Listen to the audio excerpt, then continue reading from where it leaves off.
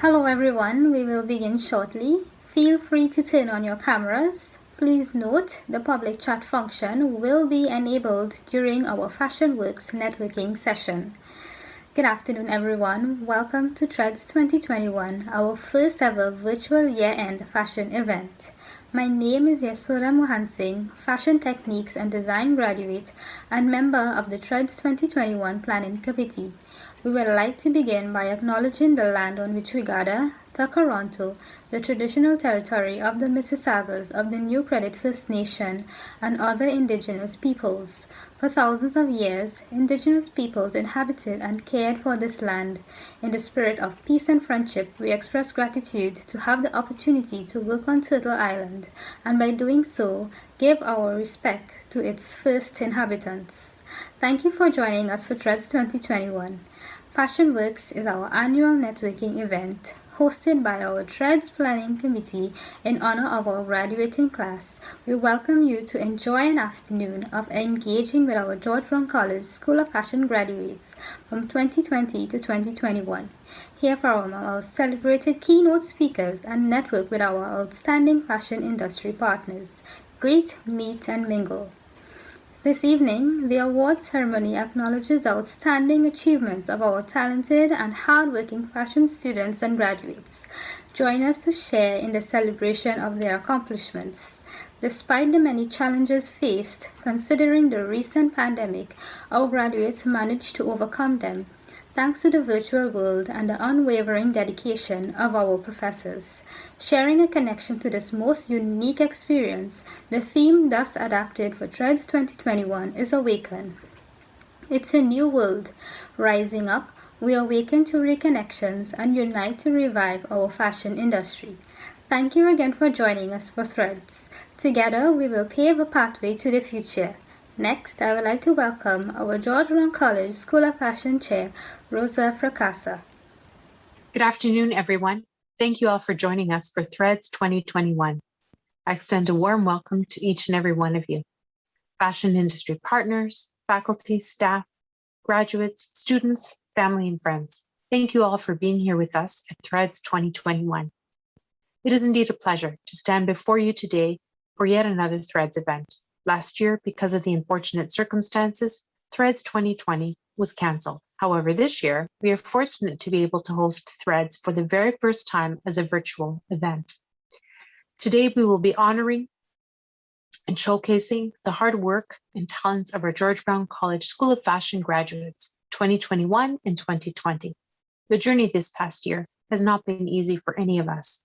Despite the challenges and setbacks, we all managed to succeed. In fact, many of our students, alumni, and staff have been busy sewing PPE to help with pandemic resource needs. The fashion industry as a whole has felt the brunt of the pandemic. Designers, factories, retailers, and garment workers, just to name a few. Together, in celebrating our graduate success, we also acknowledge the many challenges faced by our industry and the world. Human rights and forced labor, racism, representation and inclusivity, climate change, and the circular economy. We believe our graduates will impact the future of fashion and the world for the better. This afternoon, our FASHIONWORKS networking breakout session gives our fashion industry partners the opportunity to meet, interact, and connect with our graduates as they transition into the fashion industry. During our awards ceremony this evening, we welcome you to join us as we celebrate the achievements of our outstanding fashion and jewelry students. Thank you all once again for joining us for Threads 2021. Our planning committee feels honored and a great sense of gratitude by your presence here today. At this time, I would like to express my appreciation and congratulate the team. Professor Winnie Lung, Michael Barrera, our graphic and web designer, and the students of our fashion event planning class for all their hard work and efforts in making today a reality. Thank you, Alex, Asana, Carly, Dave, Dionsola, Elizabeth, Emily, Gloria, Isabella, Komal, Lauren, Leah, Lola, Lorana, Nicole, Parmajit, Rachel, Renata, Robert, Sahara, Sinead, Sophia, Vanessa, Wen, Yasoda, and Ewan. Thank you to all of you for your hard work. To our fashion graduates, I take this opportunity to wish you all the best as you transition from education into industry. May you apply your acquired knowledge, skills, and abilities meaningfully to the fashion industry. From the faculty and staff here at George Brown College, we extend our best wishes to you as you venture out into the world of fashion. May your journey be exciting, rewarding, and significantly productive as you aspire it to be. Our Threads event today is a full schedule. Please sit back, relax, and enjoy. Once again, welcome to Threads 2021. I now hand it over to Sophia, who will introduce our next item. Thank you, Rosa, for your support and best wishes. Hi, everyone. My name is Sophia Arbabi, Fashion Management graduate and member of Threads 2021 Planning Committee. Next, we hear from our graduating classes. As our 2020 celebrations were put on hold due to the pandemic, we invited the class of 2020 to join us this year for Threads. Let's hear from our fashion graduates of 2020 and 2021.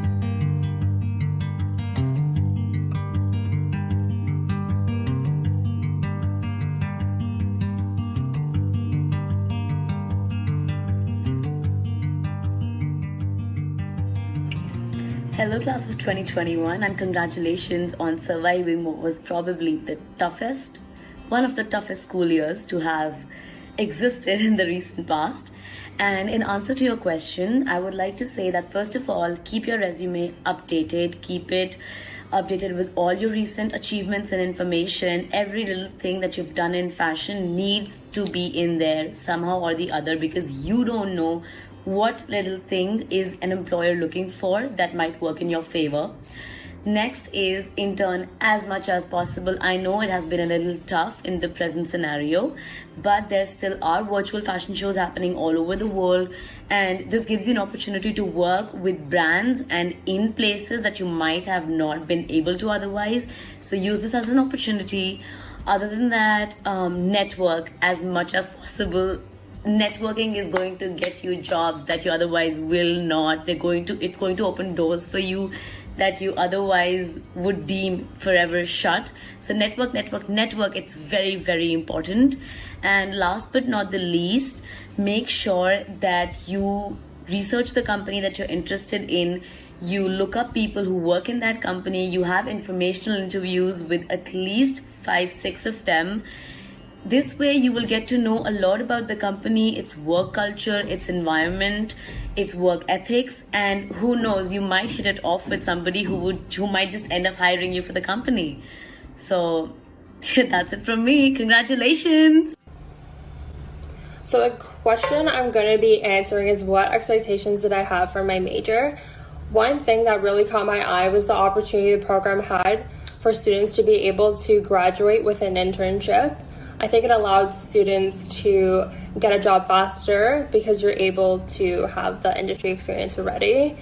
Also, networking has become an essential aspect of my job search. I believe that developing relationships and gaining new connections to have more opportunities and advance your career is very important. So that's all.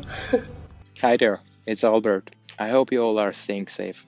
And right away, I'll try to answer this question, which is, what do I love the most about being a fashion designer? Well, the short answer probably will be everything, all aspects from start to finish. No matter if it's a drafting, draping, which honestly I love, working with the patterns, getting the idea, inspiration behind it, and also working with the models as well. At least I consider them as the clients, because you're always working with the outfit, with the model, and you're making those minor adjustments to fit them perfectly. So thanks a lot for the question, and I know because of COVID we're not gonna have a fashion show this year, and hopefully next year we will have it, and I'll see you then. Thanks a lot once again for the question. Hi, I'm Eloise. I'm a George Brown 2020 pandemic graduate. But I just wanted to say a few of my favorite courses from when I was my time there. definitely really loved how in drafting you were able to basically create a puzzle for yourself from nothing with just a pen and paper, and then being able to see the process of how you can create it into an actual, not just garment, but almost like an actual living thing in a way, depending on how you want to look at that. In the sewing process and learning how to make it a good quality so that it will really last longer. I really love my illustration class because I never really had any confidence in my illustration before. I wasn't really a drawer or painter, although it's been a part of me for a long time in other aspects. So it was really great to have that little bit of a challenge into really challenging myself to make it an actual from my head onto paper. So, and my draping, I really loved that as well. My teacher was really amazing. I loved being able to also learn how you can just take a sheet essentially or anything and be able to create whatever you like from that. It was really great to see how you can shape it into being form-fitting, and then also how you could also keep it so that it was nice and loose and voluminous. I really loved being able to learn those parts of design. I really enjoyed learning what I did with that. It was awesome. Hi everyone, I'm Shreya Baxi, Warranty Repairs Coordinator at Kennedy Goose and George Brown Alumni.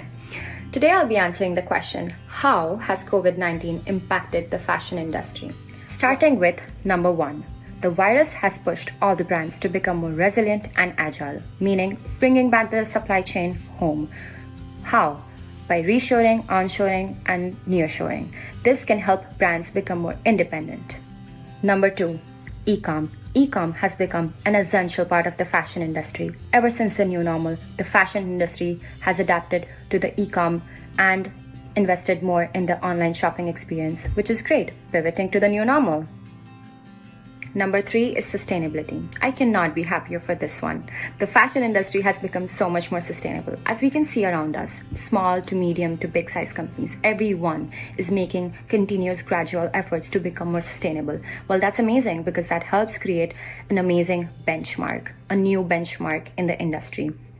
The companies it has also made the companies rethink about their manufacturing processes, about their daily operations, and many more things.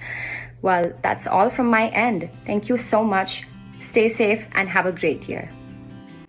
Hi, I'm Deborah King. I graduated from the Sustainable Fashion Production Program in 2020. I believe a common misconception about the fashion industry is that it's unsustainable.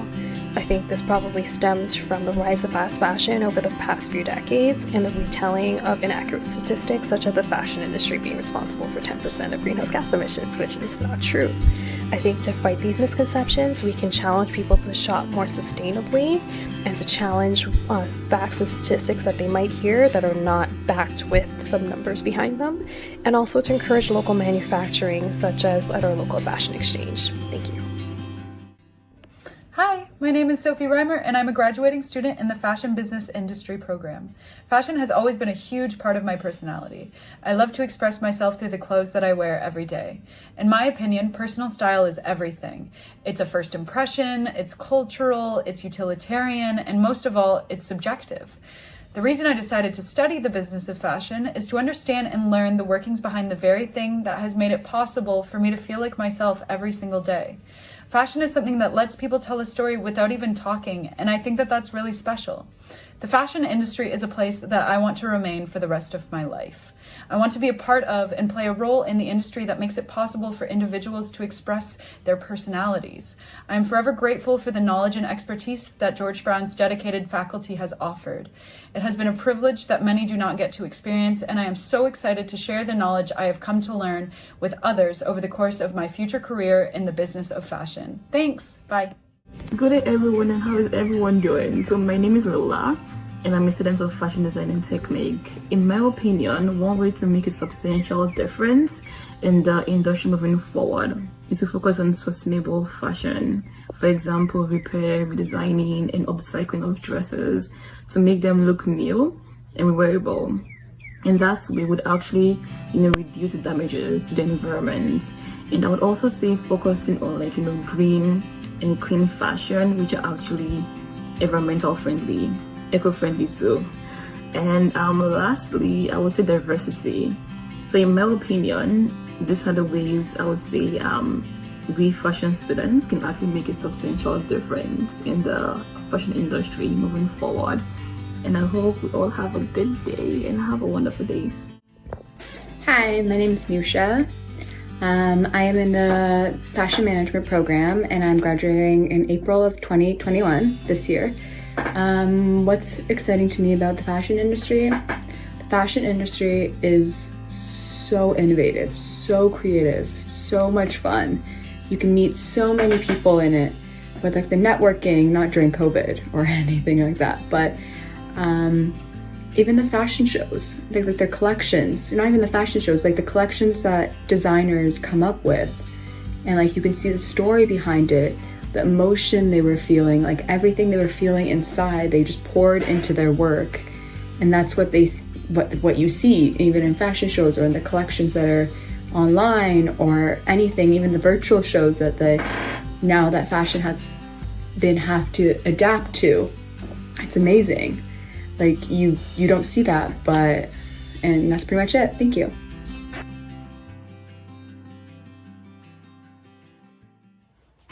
Wonderful to hear from all our graduates.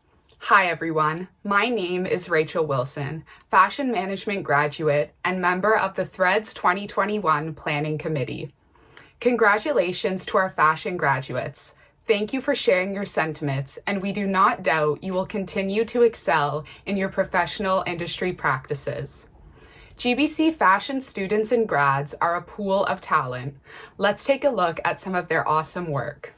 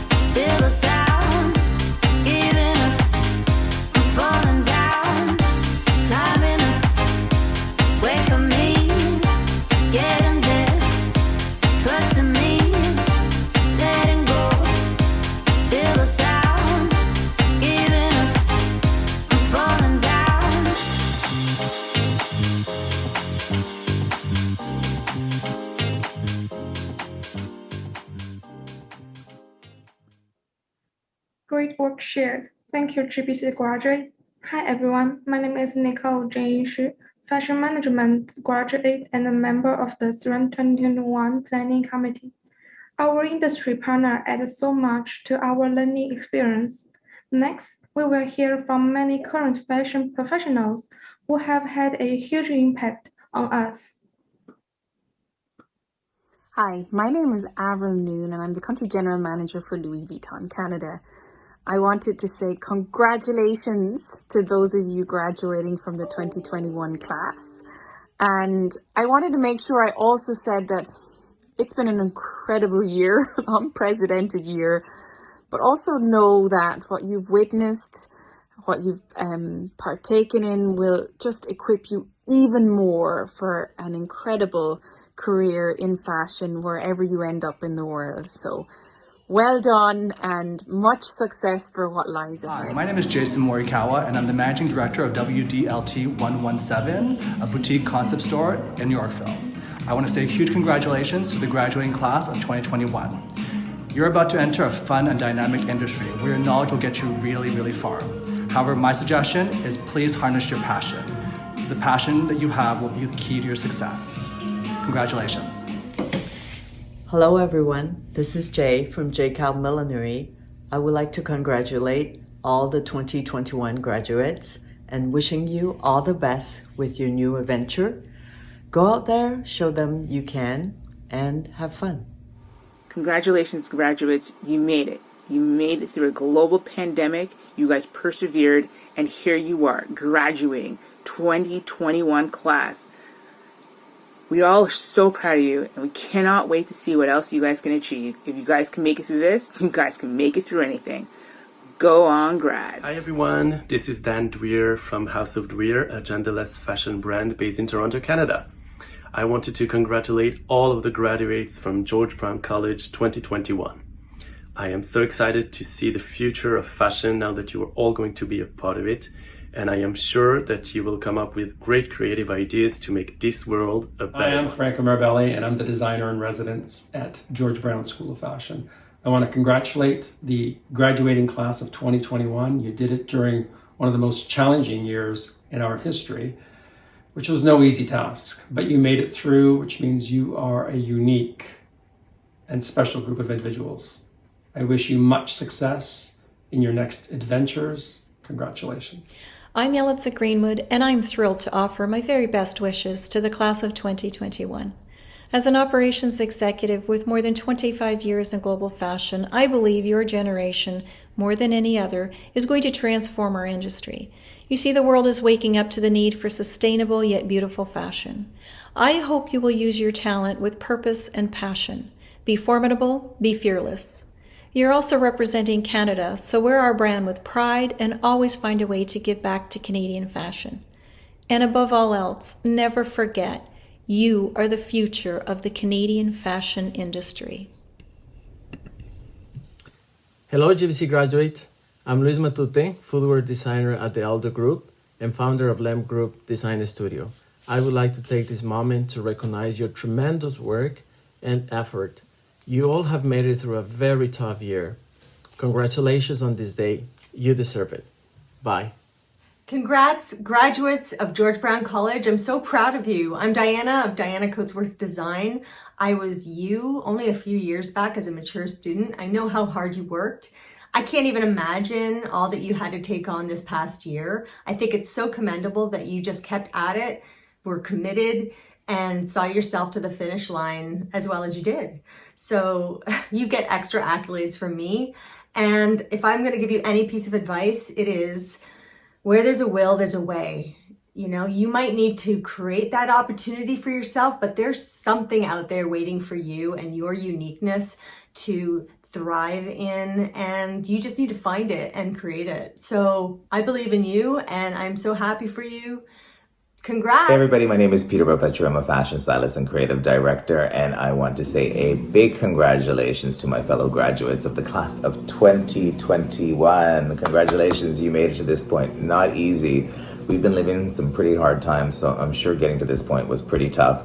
But the one great thing is it's probably better prepared you for the fashion industry. The one thing I can tell you about this industry, it has so much to offer and there's so many incredible opportunities. I have had the opportunity to see the entire world pretty much based on my jobs and my experiences. The one thing I will say to you is to be open-minded, to try new things. You're never too good to try something in the industry, because sometimes you start off thinking you're going to be doing one thing, but through experiences you realize that there's so many different options in this industry that and positions of things that you never thought existed that you could probably really excel at.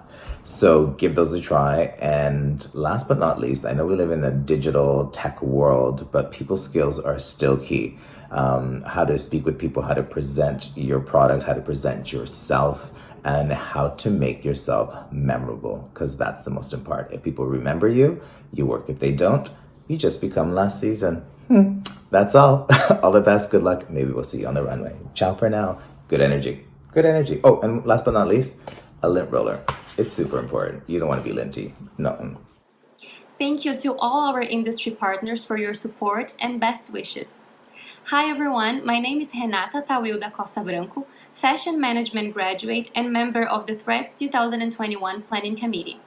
It is with great pleasure that I introduce our first keynote speaker. As a visionary who thinks broadly and creatively with passion, she is a champion of Canadian fashion. Designer of brand Lydia Daniel, Lydia Tesfamichael is also the co-founder of Canada Fashion Network. Today, Lydia will be speaking about the state of the fashion industry and current marketplace conditions. Welcome, Lydia. Hello, my name is Lydia Tesfamichael. I am the co-founder of Canada Fashion Network. Thank you for having me, and I'm excited to speak on the topic of the Canadian fashion industry and the current market conditions. My co-founder, Luxie Matthew, and I are the leading female forces behind the vision, and together we have a vast set of experience in the fashion industry. I am a Canadian Eritrean designer with my own private label, Lydia Daniel, and a background in marketing. Some more about myself. I grew up in an entrepreneurial influence, but I always knew that I wanted to be a fashion designer or somewhere in fashion. And no matter what I did, it led me back to fashion. So after I went to school for marketing, I went back to study fashion design, and together I knew I needed the equal knowledge to execute. And I was fortunate enough to start with creating custom clothing for local clientele in Ottawa. As much as I loved creating custom clothing, it was not fulfilling enough because I was not working on my own designs. It was always it's custom, whatever my client wanted. So on the side, I was starting to plan my fashion business, and I found that there was not enough research in Canada, especially when analyzing your consumers. So I started asking my questions, my marketing hat, and then going to events. And as I was doing that, I realized that everyone I was meeting had the same questions and concerns. And the questions constantly revolved around the lack of funding, manufacturing, awareness, support from the government, and overall a lack of community. So I put all of my efforts in 2018 to create a team under Ottawa Fashion Network to keep it small, and the purpose was to find resources in Ottawa as there was no opportunities. And I really, from the beginning, was always focusing on creating market research to answer those questions. So we gathered like-minded people who collaborated with us to start this effort. With the support of amazing friends, Luxie and I started the initiative because we truly care about the future of Canadian fashion, and we wanted to make a difference in the community. We started hosting small events, doing creative shoots, and as we're meeting more people in the industry, I do want to emphasize that you can see that we did not start we didn't host any fashion shows, specifically because one of the main concerns is how can we succeed if people outside of the industry are not coming to our shows. We want to answer those questions to why, right? because at the end of the day, it's about a return. And so I get to ask all the questions, and even as everyday life, I ask people who are outside of our industry, why don't you come to fashion events? Whether it be that they don't understand why we have them, they don't feel welcome. They are welcome, but maybe we need to execute it a little bit better, right? So we love the process, and we saw the value in unity of the focus on Canada as a whole for the purpose of sharing resources to all Canadians, as it's a nationwide effort. We changed the name to Canada Fashion Network, and I'm now in Toronto as a new nonprofit organization on a mission to build a community for the Canadian fashion industry and strengthen the impact of the Canadian fashion in the global economy. The network is open to all supporters, fashion enthusiasts, photographers, videographers, makeup artists, stylists, models, and influencers, because we all work together in the world of self-employment. So our inspiration was to find the answers to the questions we all have. And since the start of the pandemic, we started receiving many messages from people asking for guidance or simply wanting to talk about their experiences. We saw the need for Canadian fashion production as we had a shortage of PPE at the beginning of the pandemic, which we should have in place to equip our own nation. So it really is important now more than ever to have these conversations and raise awareness. We have been working on this for a few years now, and it's time to be loud and put fashion in the spotlight. So Canada Fashion Network is online based for now, but also for better reach, as we have everybody, like people from all over Canada reaching out to us. And later on, we'll have a calendar with events virtually and eventually in person spread out. And the value we want Canada Fashion Network to bring to the industry is meaningful insight for development, investment, and business relations. Our focus is to merge the gap between the Canadian fashion industry and the global participation. This is for anyone participating in the Canadian fashion industry for equal knowledge. We are looking to achieve a deeper understanding of how we can succeed as a nation to develop the sectors, create more jobs, resources, and truly support Made in Canada. It's about taking what we've been talking about in regards to our concerns, conversations, and putting them into actions. We are so proud of the craftsmanship that the different fashion categories create here, that we have here in Canada, whether it be garments, shoes, jewelry, bags, outerwear. We work so hard as Canadian creatives. We need to be shown and celebrated, and we have so much talent here that needs to be showcased, but in a proper way. And so we have fun with it. And Canada has so much culture and perspectives that needs to be expressed. So we want to be able to have a place where you are welcome to do that. And we are fair, right? So we need to start now by nurturing our industry back to health and invest in our structure. Creating unity evens out the playing field in opportunity. And having a better education so we can keep the skills in Canada. If we don't, our upcoming talents will be coming into ongoing issues and unconfident attitude and part-time system. And our approach is constantly evolving and cautiously community-minded so we can develop together. Most people, as well as myself, found it difficult to start a fashion business here in Canada. And it's really difficult when there's not enough ongoing current insight in the industry in Canada. that also talks about consumer market, which this means that I don't know who I'm selling to locally. Like, I don't know exactly who I'm selling to and how to reach them. And so even when e-commerce is a great place to have a store for you to sell, a lot of the creatives don't know how to market themselves. And participating in local shows is no guarantee of a sale. We need more participants from outside of our industry to create that value in our culture. The way Canadians view fashion affects our participation. As much as we love our passion, we need to set up to sustain ourselves. New and returning participants at showcases and working together is super important. And it's very discouraging to be in the fashion industry when everything is volunteer based and not taken seriously as a job. So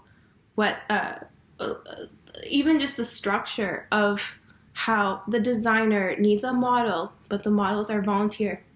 The photographers are volunteer. There are volunteers who want to be in the industry. Who's really getting paid? You can't sustain yourself, so then everyone has a part-time job, right?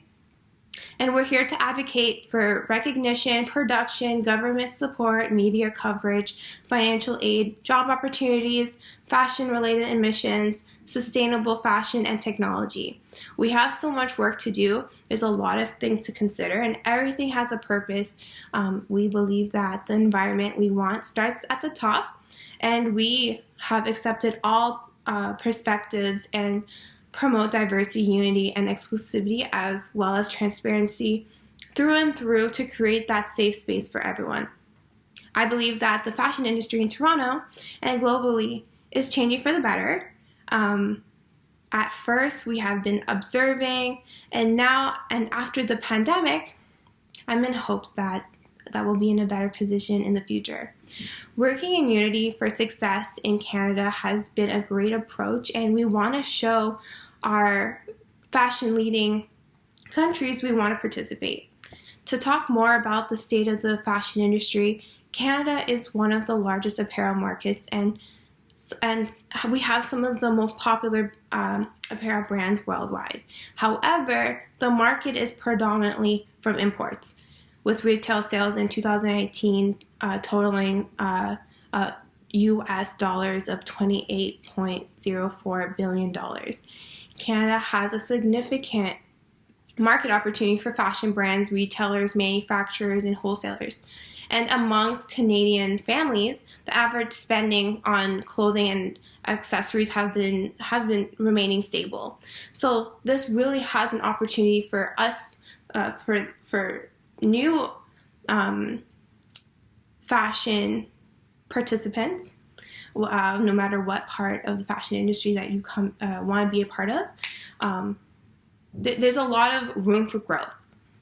We just need to answer the proper questions, and having a more focused and dedicated team to do so is a benefit for everybody, whether it be businesses, organizations. Everyone needs to work together in understanding that we're all in this together, right? So the opportunity right now in general is to work on your wants and needs when it comes to the fashion industry. Taking this time to work on brand image, learn more about business and skills, as well as talking to people in your local community to work together is a benefit, especially during the pandemic and everybody's at home.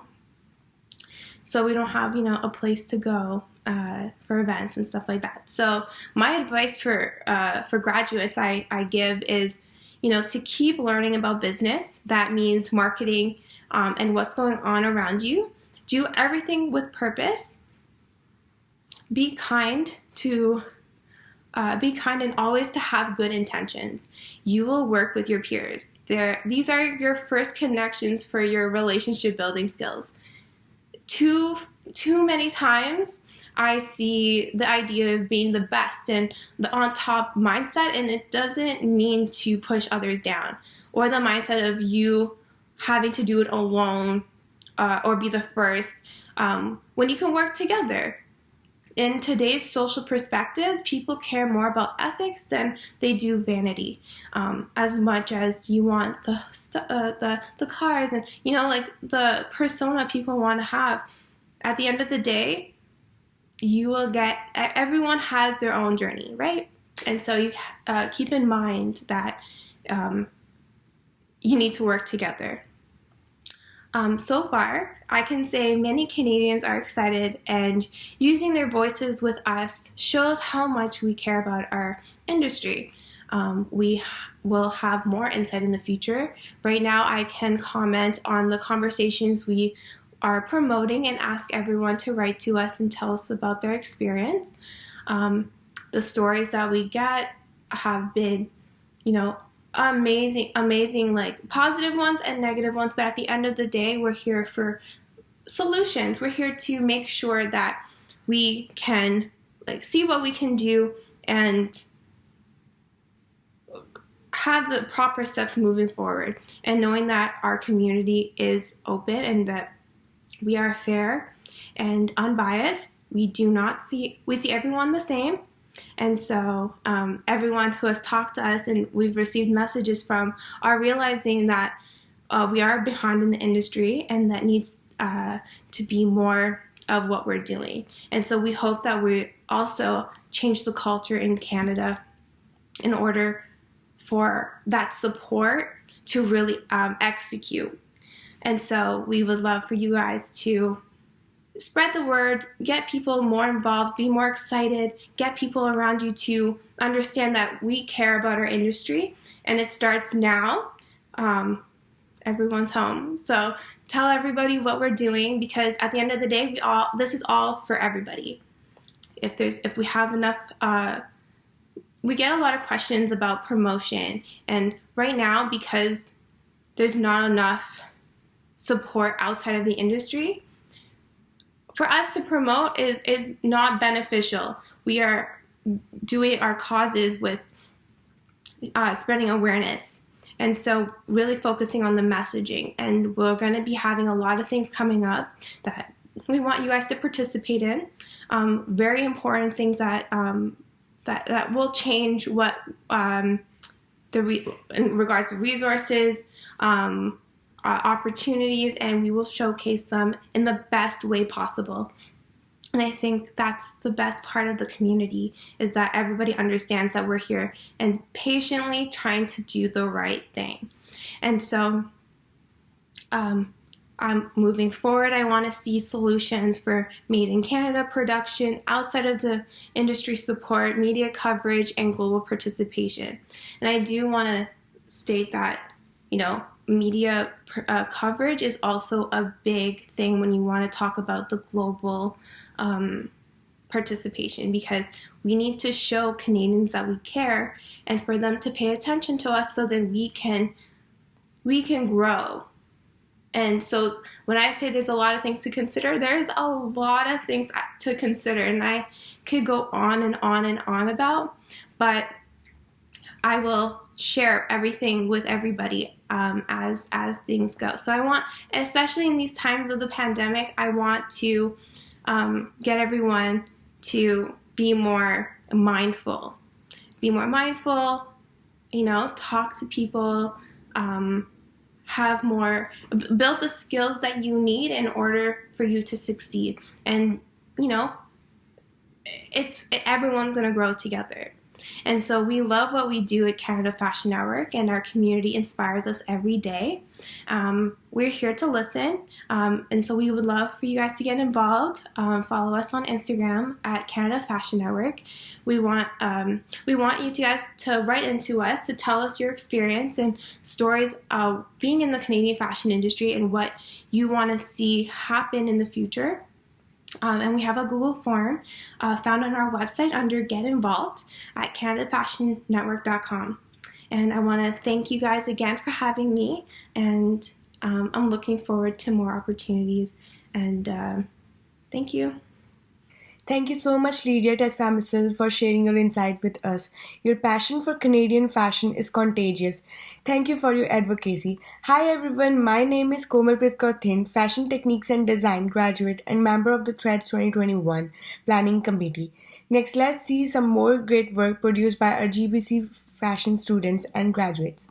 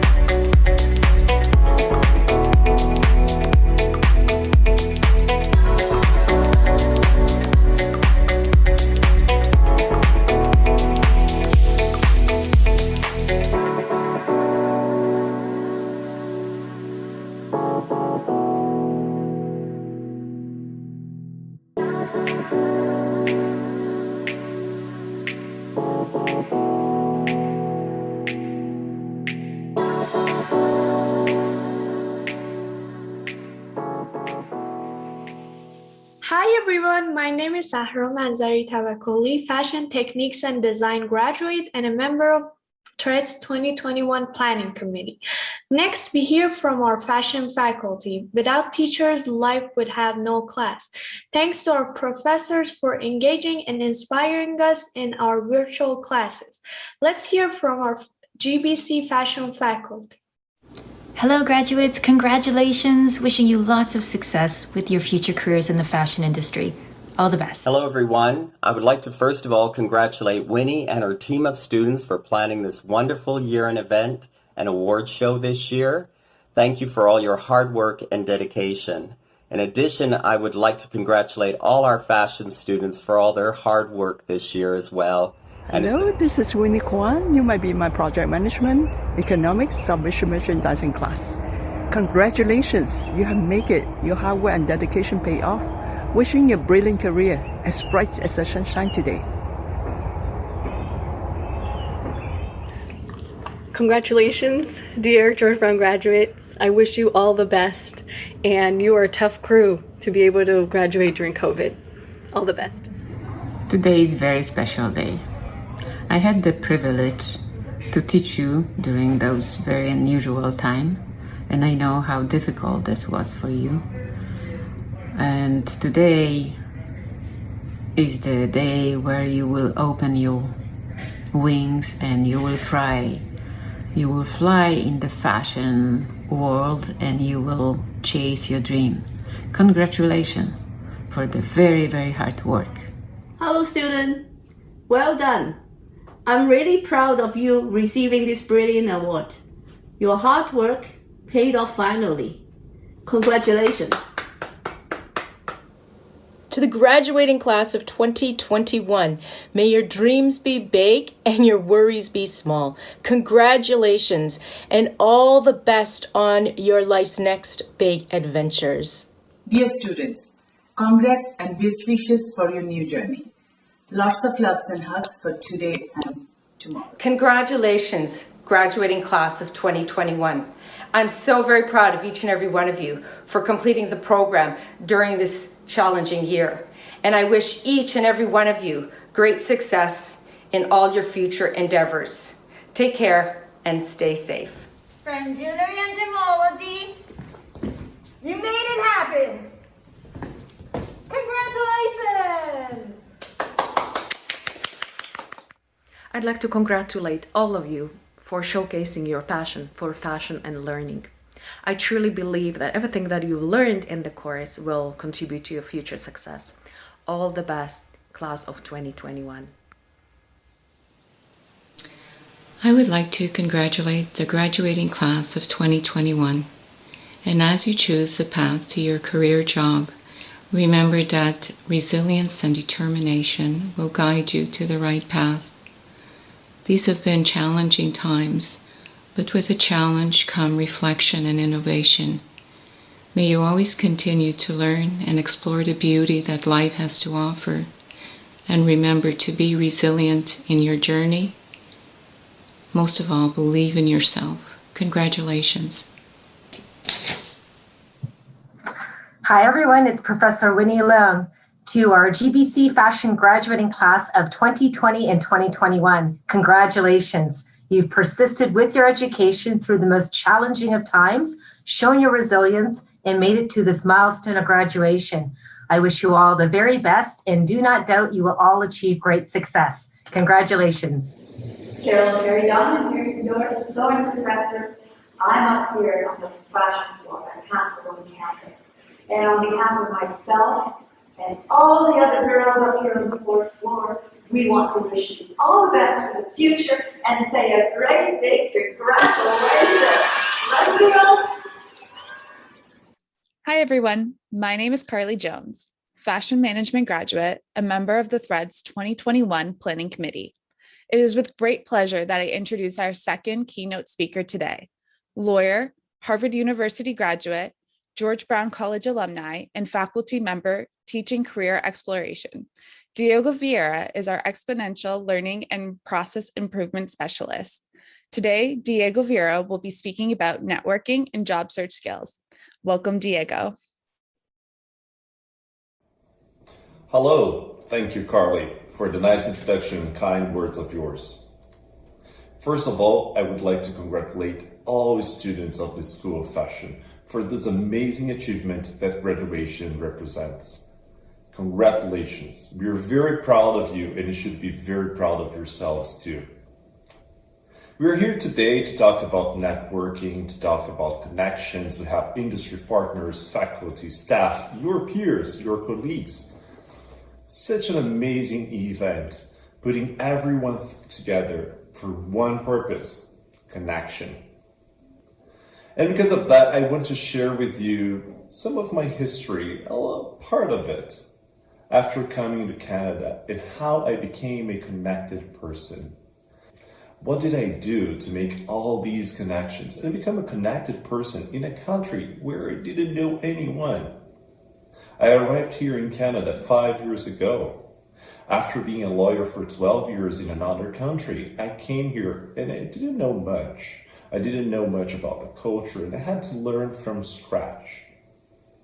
But I learned very fast that not only here, but especially in Canada, connections, networking, knowing people, and being connected is very important. It matters as much or even more than learning about your industry, acquiring knowledge and experience.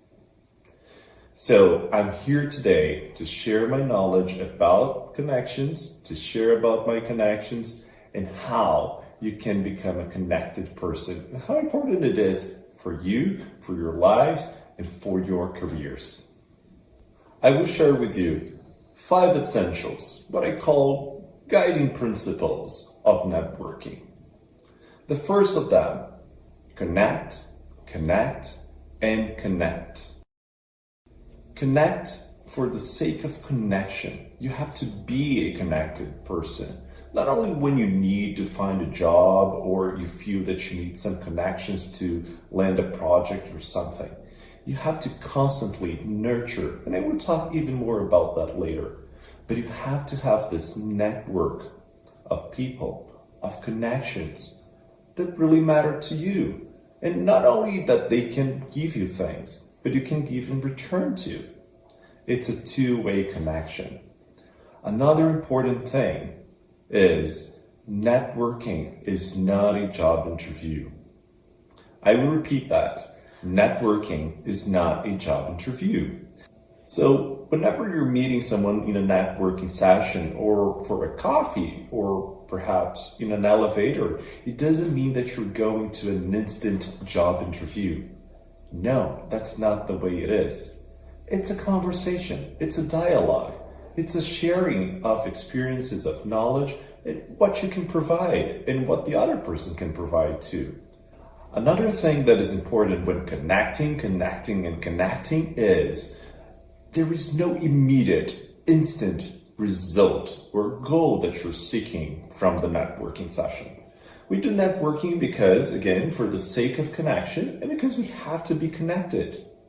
But it doesn't mean that right after a coffee, you're going to leave the coffee shop with a job, let's say. Or you're leaving an elevator where you have a 30-second conversation and you're leaving there from a new project. It could happen, yes, but not very likely. But bear in mind, there is no instant goal and result from a networking session. Once you have that in mind, that it's something that you have to do constantly, in a frequent basis, as you go to the gym or you eat healthy to stay healthy, you have to do something on an ongoing basis. And then you will harvest all the fruits once you become constant. Number 2, be your true self. You have to be natural.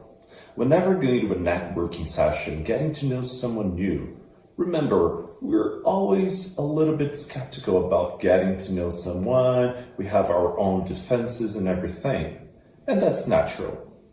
But do not try to be someone you're not. Don't try to imitate or mimic someone that is good at networking or establishing connections just because they're good. Because that's not you.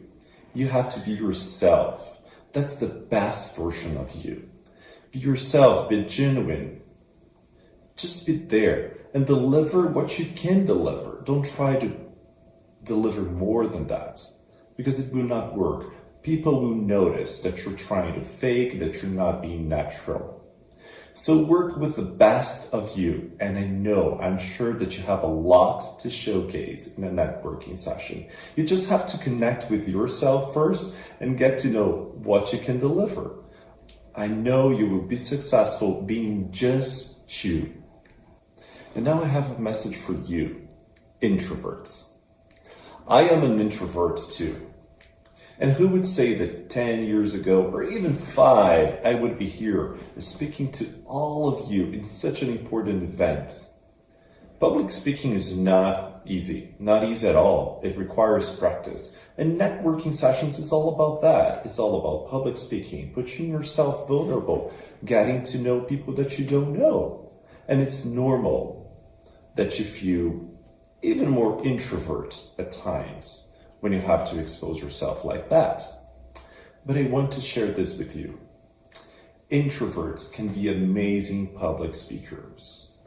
Introverts can be amazing at networking because you have the focus, you have the organization in your mind, and you have the dedication as well.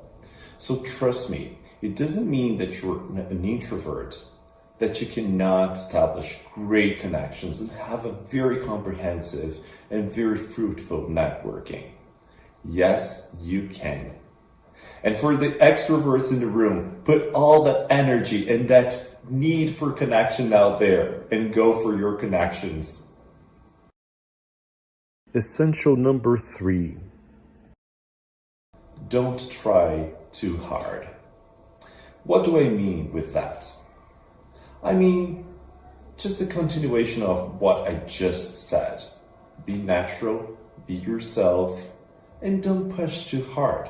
People notice when you do that. Whenever you go into a networking session, again, don't try to leave the networking session with a job or a project. Don't push if you don't see there is a space or room for you to do so. Go up to the limits, but nicely, softly. Pushing people into doing something that they are not ready or comfortable with doing at that moment will not work. So again, if you feel, and you have to put your intuition here at work, your feelings, if you understand that that situation is not proper to pushing a little bit more or even forcing into a new project, a new job, or a new something, just live it that way. That perhaps is not the right moment. The moment, the situation, the circumstances are not ripe enough. So just wait, sit back and relax. It will happen sometime. We don't know how, when, and with who, but it will happen. I promise. Take my example here. When I moved to Canada 5 years ago, I wanted to be a teacher. Now I am. But it took some time. It took a lot of networking. Some no's, some connections that I didn't know whether they would lead somewhere, other connections that I was very happily surprised and they did lead somewhere. So just be open to the unexpected world. But don't push too hard, because things will happen. Perhaps not at the time that you wish, and most times not at the time that you wish, but they will. So just learn to respect time, respect the circumstances, and of course, respect the time of your own connections. Essential number 4. Nurture your connections. As I said before, we have to connect not only when we're in need of connections. We have to be consistently connecting, establishing and nurturing that network that we all need for a successful career. What I do, and I want to invite you to do so, is to keep record of those connections, one of your own that you don't have to share with anyone. There you can put the times, the channel that you connected with the people, let's say via email or a coffee or a video chatting. And then the follow-up. When are you going to follow up next? The follow-up can come from the person, and that's fine. That's perfectly fine. But if no prompt comes from the other side, you have to keep following up and keep those connections alive. That's a huge thing, because usually people meet others on networking sessions or events like today, but there is no follow-up. The connection fades away. And we don't want that. So for that purpose, keep record, keep tracking of your connections and nurture them, follow up with them, keep connected. Another key strategy, and I want to emphasize this here to you, is keep your minds open, wide open. You're a School of Fashion students. Fashion is such a broad and fascinating topic. Why not expand your connections to other industries, other fields of interest? Anything that you like, anything that keeps you passionate about. What do you like? What are your fields of interest? What are the connections in other parts other than fashion that you could seek? Go for it. Expand your horizons and make connections everywhere or anywhere you like. And you will be surprised on how those connections, in a way or another, they will come back and get connected to fashion or any other fields of interest of yours. Just be open to be surprised, but stay connected.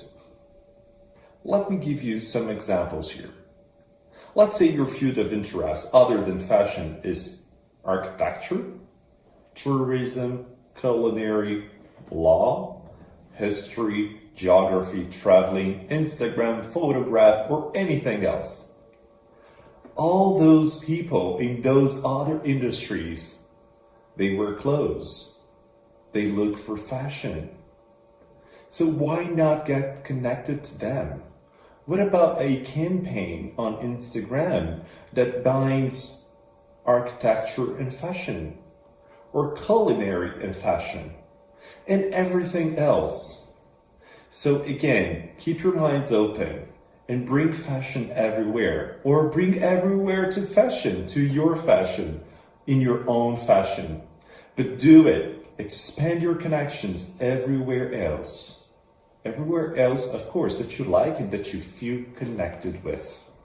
But do it, and you will be surprised by the connections that you will make, the projects and the opportunities that will arise from fields that you never thought they would come from. And essential number 5, smile. We all want to see people who are smiling, as opposed to people who are grumpy and complaining and not as nice as someone who's smiling. Nothing better, no better impression than a nice smile. Smile. Be nice. Whenever connecting to someone, we're spending our time. We're choosing to spend our time in that manner. And no better way to spend our time than spending it nicely. So make sure that the conversation, that the coffee, the moment in general that you're networking, that you're getting to know someone new, is a nice, pleasant moment. And of course, engage in small talk. Go with the flow. If the person you're connecting to wants to talk about the weather, favorite topic of Canadians, or TTC, why not? Just go with the flow, comment about the weather, give food for thought, complain about the TTC, but not so much, and go on, engage in a conversation. Another example nowadays of small talk that is very common, you should be prepared of, you can practice, you can train, or just go with the flow, as I said, is talking about the pandemic and screen time and juggling with all the other tasks that we have at home. If someone starts that talk, Why not engage in that talk? Go for it. Spend some time in the beginning of the networking talking about niceties, small talk. Do it. Don't be afraid. The gist here is be nice. Be someone who is very pleasant and nice to spend time with. That's what your connections in return are looking for too. So show them how nice you are and that you can give in return as well. Don't be a beggar, but be a giver. And by giving, as a consequence, you receive much more. Now that I have shared with you my 5 essentials or guiding principles, as I said, connect, connect, and connect. Be your true self. Don't try too hard. Nurture your connections and smile. Now I will share with you a little bit more of my story, and with that, a bonus track, which I usually call the power of no. No's can be very powerful.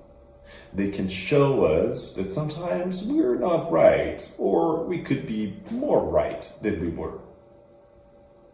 Or it can show that we have to be persistent, resilient, and keep moving forward to achieve our goals. Or sometimes, and actually here's the little secret, no's can be turned into yeses. When I first came here to Canada, I heard a big no in my networking sessions, actually my very first one. The person I was connecting with in hopes of achieving my first teaching position said no. You don't have the experience and you don't have the knowledge that is required to teach that specific subject that you're willing. I was a little bit sad, I confess, and I went back home thinking, perhaps giving up. But then I said to myself, okay, this is just a new beginning. Keep on, move on, be resilient, be persistent. And so did I. Turns out that 1 year later, I got an invitation to teach. With who? In the very same department where that person who said that no used to work in. This showed to me the power of no, and this is what I want to share now with you. As I said, we have heard many no's in our lives, and we will keep on hearing no's, but we will also listen to many yeses. So hold tight to those yeses, and when you hear a no, use it as a propelling force for you to move forward, for you to move on towards your goal. Don't give up. Because no's, they become yeses. You just have to give it a time. And as I said before, sometimes the yeses come in times that we are not expecting, but they will come. And sometimes we receive no's from people we were expecting yeses to. I know it may sound a little bit too philosophical here, but the gist here is you may receive no's. Use that in your favor. They may turn into yeses. And be resilient. With all that said, I really want you to leave this talk with the idea that you have to connect and keep connecting, nurturing your connections. Just like weaving fabric, you have to weave your connections. I really look forward to hearing about your careers and the fashion that you're going to make. But I also look forward to hearing about your connections and your ability to grow your network. Thank you for listening. I wish you all the success and congratulations once again for this amazing, fantastic achievement in your lives. Thank you. Hi again, everyone. I'm Sahra. Next, we showcase our final reel of stellar work produced by our GBC fashion students and graduates. The Make Canada Design Challenge, presented by the George Brown Centre for Arts, Design and Information Technology in collaboration with Robin Kay, is a multidisciplinary, innovative clothing design initiative striving to inspire the students of George Brown College to contribute to the regeneration of the Canadian fashion community. With a new way of life emerging as a result of the global pandemic, the Make Canada Design Challenge called for students to submit garment concepts that function as wearable clothing pieces that offer protection from environmental factors such as viruses or UV protection. With the key principles of meaningful, aware, key, and essential in mind, the Centre for Arts, Design, and Information Technology students at George Brown visualized new and exciting garments that are at the forefront of fashion innovation.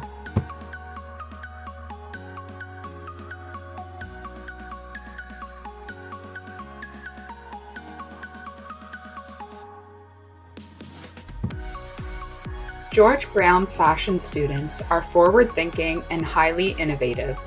The winners of the CPA Business Case Competition created a solution to the case that involved using a fiber that would otherwise be wasted to generate a new source of revenue for a family and a village. The winning team went above and beyond with additional research showcasing how to scale production in preparation for the product to reach export markets.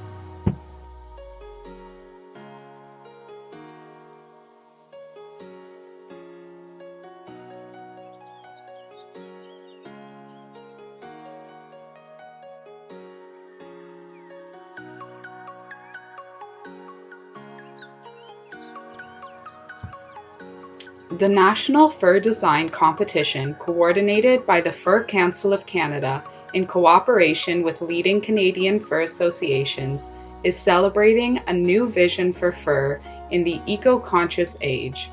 Aspiring fashion design talents were called to conceive innovative fashion looks that project the future heritage of fur. The top 12 winning designers featured 4 George Brown fashion students whose designs captivated the mission statement of the National Fur Design Competition.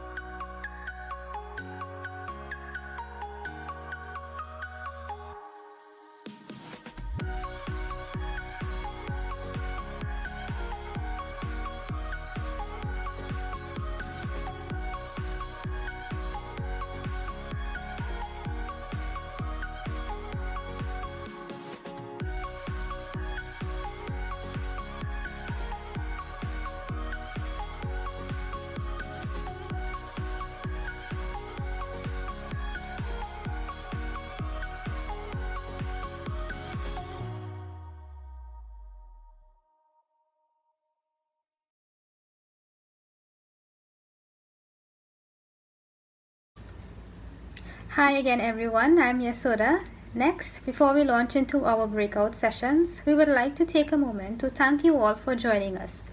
Here is our Threads 2021 Planning Committee.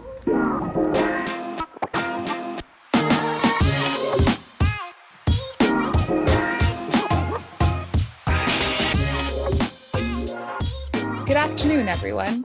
We, the graduates of Fashion Management, Business, and Design, and as members of the Planning Committee, would like to extend our gratitude to all of you for joining us today for Threads 2021. Planning this virtual event was a first-time experience for us, and what a remarkable one it was indeed. The knowledge and exposure we gained throughout the entire process is one we will carry with us as we step out into the industry and hope to someday be able to improve on and apply to other real-life events.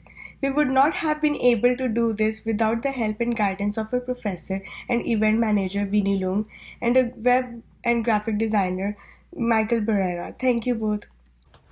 We would also like to thank Faculty and Chair Rosa Fracassa for this amazing opportunity to be recognized and honored at Threads 2021.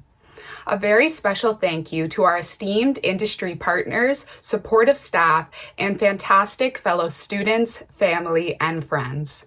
Without the assistance, guidance, and support from you all, we would not have been here today. Thank you. Fashion and the industry inspired us, and it is the path we chose for our future careers. During this difficult time, although the fashion industry is faced with many challenges, we are nevertheless excited to enter the industry and experience fashion for what it truly is: dynamic, inspiring, and innovative. Last week marked 8 years since the Rana Plaza collapse, the worst ever industrial incident to hit the garment industry. In remembrance of this tragedy, Fashion Revolution Week focused on the interconnectedness of rights, human rights, the rights of nature, relationships, and revolution. The pandemic has changed people's views on fashion and humanity and holistic perspectives. We sense that there is a great change in the making for our fashion industry as it relates to sustainability. It is resilience of our industry and the ability to innovate that keeps us inspired. We can't wait to contribute to a better world for fashion. Once again, we thank each one of you for joining with us and making Threads 2021 a success. Thank you. Thank you. Thank you. Thank you. Thank you, everyone. Thank you. Hi again, everyone. I'm Renata. The final element of FASHIONWORKS is our breakout sessions. We are honored to have 3 coveted industry professionals joining us.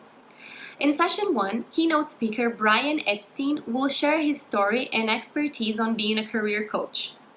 Learn more about career management, transition and success, focusing on relationships, connections, power, direction, action, and manifestation. In session 2, keynote speaker Colin Lewis will share his story and expertise on being a fashion recruiter. Veteran of the fashion industry and now owner of Colin Tax Agencies Limited, his goal is to help people find rewarding and satisfying opportunities. In session 3, keynote speaker Nadej Laura Marmon will share her story and expertise on being a soon-to-be GBC fashion graduate, founder and creative director of Nadej Laura Marmon Garments Inc., and her recent experience showing at the New York Fashion Week. Please click on the link of interest to you to the breakout sessions to greet, meet, and mingle. Thank you for joining us for Threads 2021 Awaken. Enjoy your FASHIONWORKS networking breakout session. Some of the things that I'm going to talk about today integrate some of the things that other people have already said. And I'm also going to suggest that if, as we go on, that there'll be an opportunity to ask some questions if you have some comments, and I'll give you the chance because all of you probably have some, or some of you have some experiences to share about networking.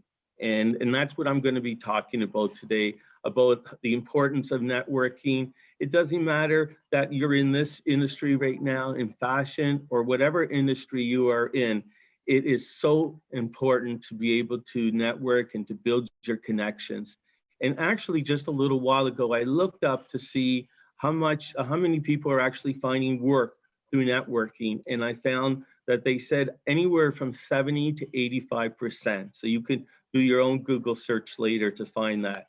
It's not just theory, it's really practice. I've seen it with my own clients that I've worked with throughout my career, and I've seen it in my own experience too. When I was about your age starting out and I was looking for a job, I thought, oh, I'm just going to send out a bunch of resumes and cover letters and something's going to land soon. And then I was soon to realize that I talked to people and I realized that, the best way to find work is through networking. And throughout my career, I've tried to do that as much as possible. And the people that have had success with people that I've worked with, it is true. People have found work through their network. Now, it's not to say that companies don't say you still need to apply online. Of course you do, but if you have that network and you'll be able to say, this person has suggested that I reach out to you and apply for this job. So everything that you've heard from some of the other speakers talking about networking, especially some of the things that Diego has said, I cannot echo it enough. So I'm just going to give you a little bit of a background about myself. There's the picture, so you'll know what I look like standing up. I'm a career transition consultant and coach. I've actually been doing this for over 20 years, and I offer coaching services to professionals in fashion, manufacturing, in the retail industries. I've also done coaching to many people in many other industries. I've taught at George Brown College for over 10 years. Oh, somehow I covered that up, I'm sorry. I've taught career programs and employment programs to many graduates. And I've also done a lot of career transition coaching to management and professionals on behalf of some career consulting organizations such as Career Compass Canada and Felix Global. So I actually, talking about networking, it's interesting that they asked me to talk about today, and I've thanked the committee because this is one of my babies, talking about networking. And I believe in it, and it's like the other people have said that you don't go out there all the time, but thinking, oh, I'm going to get a job if I network. It's something that you continue throughout your life. Even when you're landing a great role, you want to make those connections. And especially in your industry, in the fashion industry, this is something that you want to be able to continue to networking to do. And I know some people, like Diago said, oh, I'm a little bit shy, but he realized that, you know, some people are more extroverted than others, but even the introverted people can do it as well.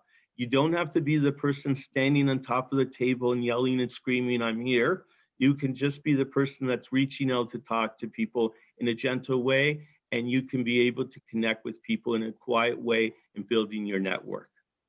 So my background, I have a Bachelor of Commerce degree and a Bachelor of Education from York University.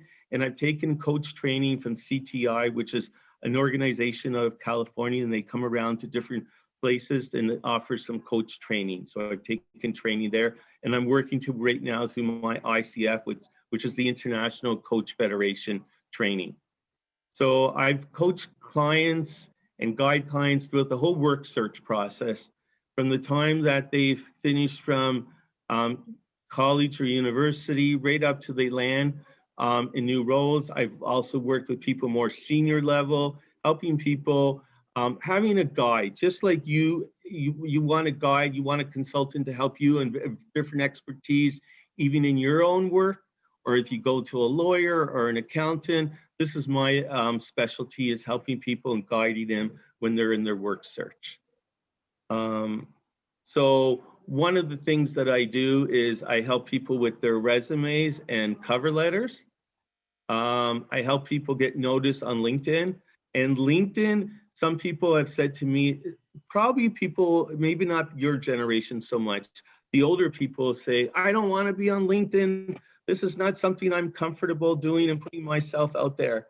But truthfully speaking, if you look it up, it will be anywhere from 93 to 94% of employers will look up at your LinkedIn. And to some extent, I even think it's more valuable, and not, I shouldn't say more valuable, but a little bit higher than the resume. Because as soon as someone says, oh, there's Carly Jones, I would like to talk to her, they're going to, before even looking at her resume, they're going to look her up on LinkedIn to find out what they can about this person.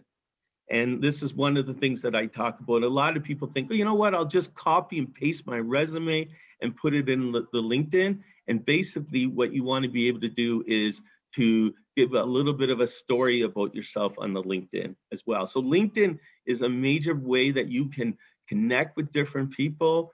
And it's such an amazing tool. It's to use to connect with people. If you want to connect with people in Toronto or New York where the fashion is, or in other places in the world, you can use that LinkedIn to make a connection, to introduce yourself to that person and ask, can I have 10 minutes to speak with you by phone or on Zoom, just to talk to you and like to get some of your perspective in working in the industry.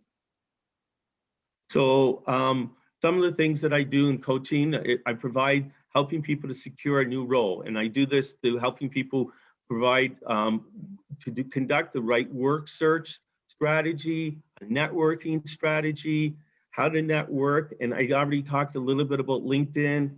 It could be going to professional associations. It could be, as somebody mentioned a little bit earlier, having information interviews and talking to people. All of those things are part of networking strategy, but we would work together. If I was to work with you as a coach, for example, to help you to decide what's the best strategy that's going to work for you.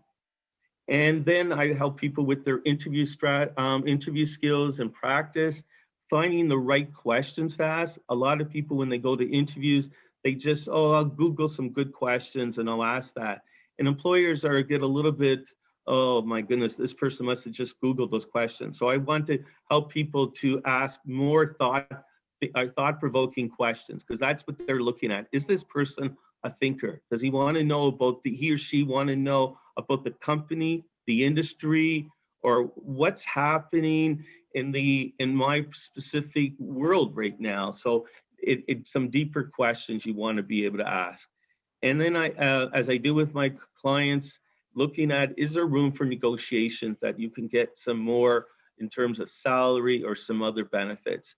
I must say, at the lower end, when people are starting out, the power of negotiation is not as much, but it's still possible sometimes to negotiate to get a little bit more. So we can look at that together. So here are some people, maybe you know them. These are George Brown graduates over the last few years of other fashion events like today. And here was another event, actually, I recognize that's a block away from where I live.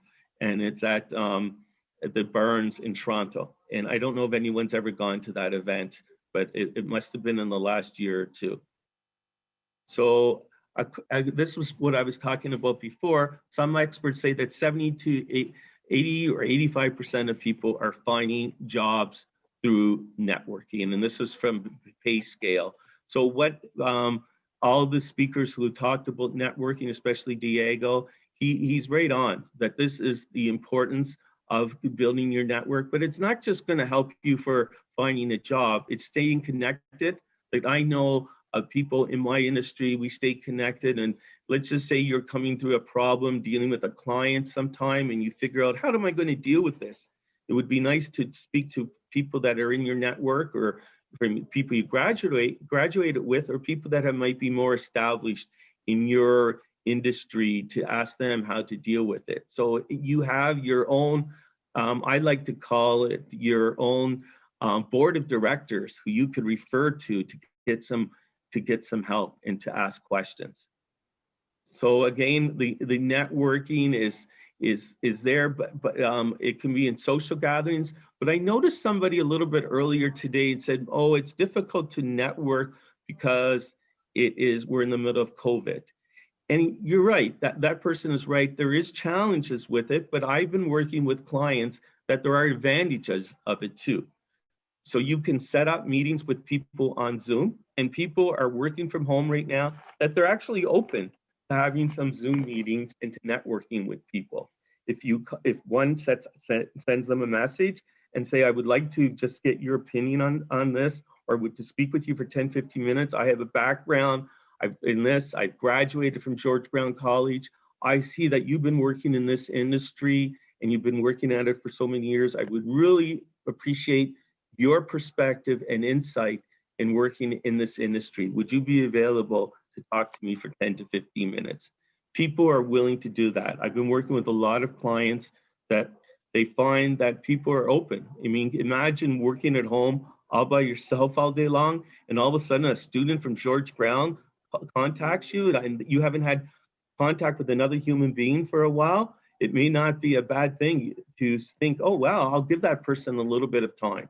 So people are open to it and to set up some meetings. Okay, so at this time, I want to see if anyone here has any experience that they can share about networking. And if you've done any networking for jobs in the past, or you started, or if you want to know anything about networking. Anybody have any questions at this point? Yes. Well, we wait for people to jump in. I'll kind of just start. I'll say I've done minimal networking, but the networking I have done, I find to be a lot of it's within my own company. So I feel like how you were saying with using LinkedIn and things like that more, I'm just sort of starting to try to utilize that and to grow my network on there and find people even who have been in our school who I haven't met face to face, unfortunately, because of the situation, and just trying to kind of branch out a little bit further because I felt like I was very secluded in my little bubble. So now I'm trying to branch out in my network a little bit, and I've been using LinkedIn for that. Okay, so that's great. So, Carly, have you been setting up meetings with some of these people in the organization that you worked at, or how did that come about? Yeah, it was interesting actually. A couple people have messaged me personally as I've been adding them and said, hey, look, it would be great to just talk and connect and see, like, they've just told me kind of what they do, the distribution process that they're in and everything like that. And I've kind of learned more about their business. It hasn't led to anything yet, but it's kind of like people were saying, it's just connecting, and it was a good connection that I made. So I felt good afterwards, at least. That's great. And by chance, did you ask the person or persons that you've met with, is there anyone else in your network or that you would suggest I speak to? See, no, I didn't do that. That is a good idea for next time, for sure. Yeah, and that's something that, you know, it's always good because it's like the old saying, I told two people and she told two people and two people. So if you keep on doing that, is there anyone else in your network? And you can keep that in mind when you go to any networking or you're talking one-to-one with a person.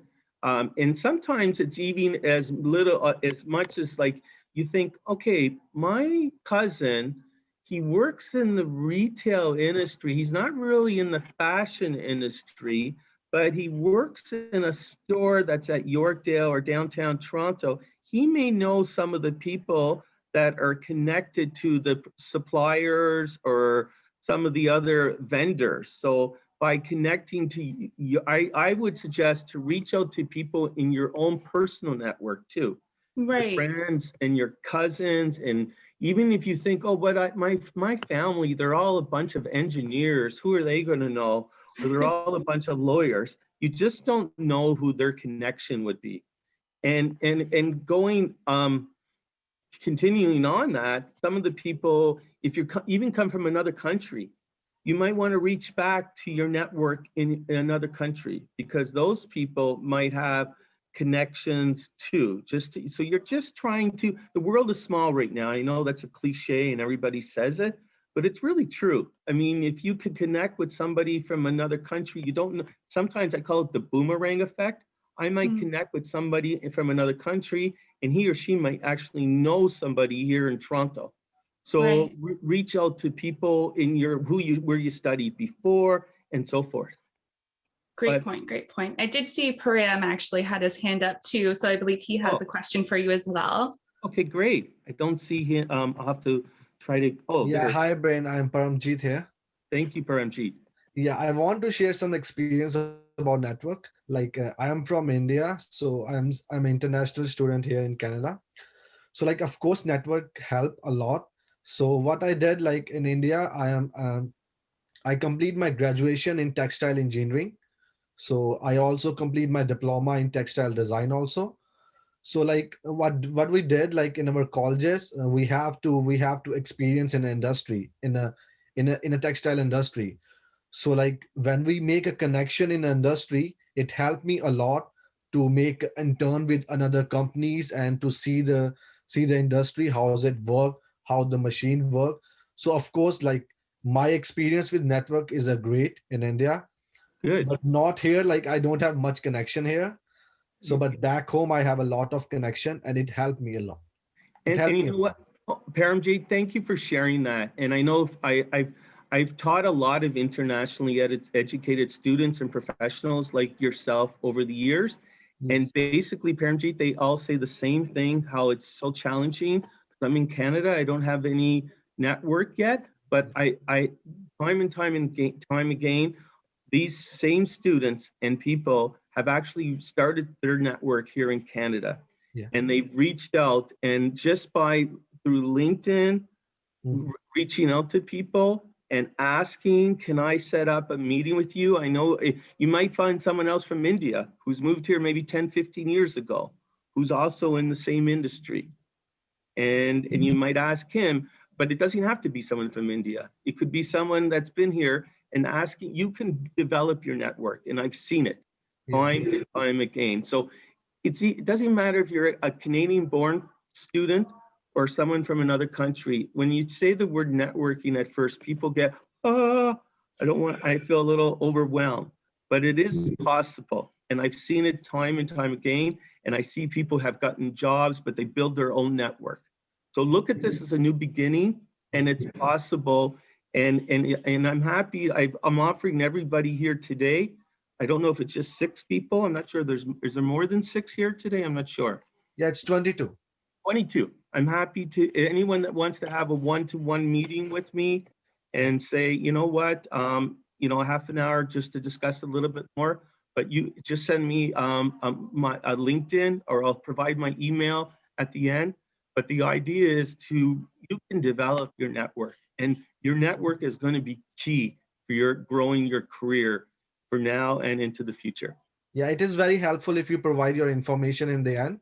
It's coming up. How to connect you. Yeah. I promise you it's coming up. Okay. Yeah, sure. Thank you so much. Nice meeting to you. Thank you, Ray. Nice talking to you. And does anyone else have it? Okay, I see Kamal. Hi, Brian. How are you? I'm fine, thank you. Nice to meet you. Yeah, it was nice to meet you, and saw your I saw your experience. It's really great. Actually, yeah, I'm also an international student here. Being in India was I did my graduation in fashion design as well, and I had an experience there. So doing networking there, it was easy for me. But after coming to Canada, in the starting, I was really positive about it. I tried to do connections and applied for job in Indeed, in fashion only, but was not able to get what I wanted because of the Canadian experience. So yeah, so it became little bit hard for me to connect with people here. Yeah. Because I didn't knew anyone. I was new here, alone. So I started becoming little bit introvert. And so I want some suggestions how I can express more and what I can do to network. And so what I'm going to suggest is going to be for internationally educated students, or I know there's some people that are born in Canada on the screen too. So one of the things, again, as I've mentioned before, is to go to LinkedIn, join some groups on LinkedIn, find some fashion groups on LinkedIn. Sometimes they take a few days, the organizer, to get back to you. Once they get back to you, find some people that may be in Canada that are already part of the fashion group, and ask, say, oh, I saw your name on, you'll be able to write a message more because you'll be a part of the same group at this point. But I see you and I are part of the same group in fashion. I also see that you have over 10 years of experience working, developing or designing these type of products. I myself, I have graduated from this program in India, and also this program in George Brown College. And my love and passion is to design these type of products. And I would like to get your insight and perspective of working in this industry. Would you have 10 to 15 minutes to talk with me? And most people will say, well, what's 10 to 15 minutes? Okay, so that's one idea. Second idea, I would find out if there's any fashion associations. Maybe your professors know about them here in Toronto, or maybe some other people, maybe you know about them. Become part of those fashion organizations. Some of them, they might say you can join because you're a new student. They may not charge you the same fees. Then you could find out some of their members and either reach out if you can send a message to some of the members, or you can ask the people that are organizing at the Fashion Association. Hey, I see you are the outreach at the Fashion Association. Can I talk to you, get some of your advice if I want to reach out to some of the people? That's another idea. Again, through LinkedIn, once you are joined through LinkedIn, like if I'm connected to you, Kamal, I might want to see who are your other connections. And then I say, oh, look at this person who Kamal is connected to. And I might say, Kamal, would you be willing to introduce me to such and such a person? So LinkedIn is so powerful. Even Facebook, there may be some fashion groups on Facebook that you can join. Those are another one. So, and again, maybe if you may know of alumni that have graduated a few years ago, or you may think, I graduated from India, but maybe there's people that graduated from India. They are a few years, maybe they have some connections in the fashion industry here in Canada. So again, it's exploring. You have to be like a detective. So you're a fashion graduate, but now you are a police detective, and you have to find the little thread, and you keep on searching. And you like the best thing that I heard that Diego, and you can tell him if you know him, that he said before, he said you have to have resilience. And resilience is being used to being told no. And people that when we go out and ask people out, sometimes we get told no. So we have to be able to, in life, be able to be told no. And we keep on moving forward and saying, you know what, I'm not going to take this personally. If I take it personally, then we finish. If we say, you know what, this is more motivation that I got to keep on going, even though sometimes you think, oh, it's hard, it's tough. But I've had examples of people that were in other countries and they came to Canada and they started to network and they found opportunities here, and the other way around.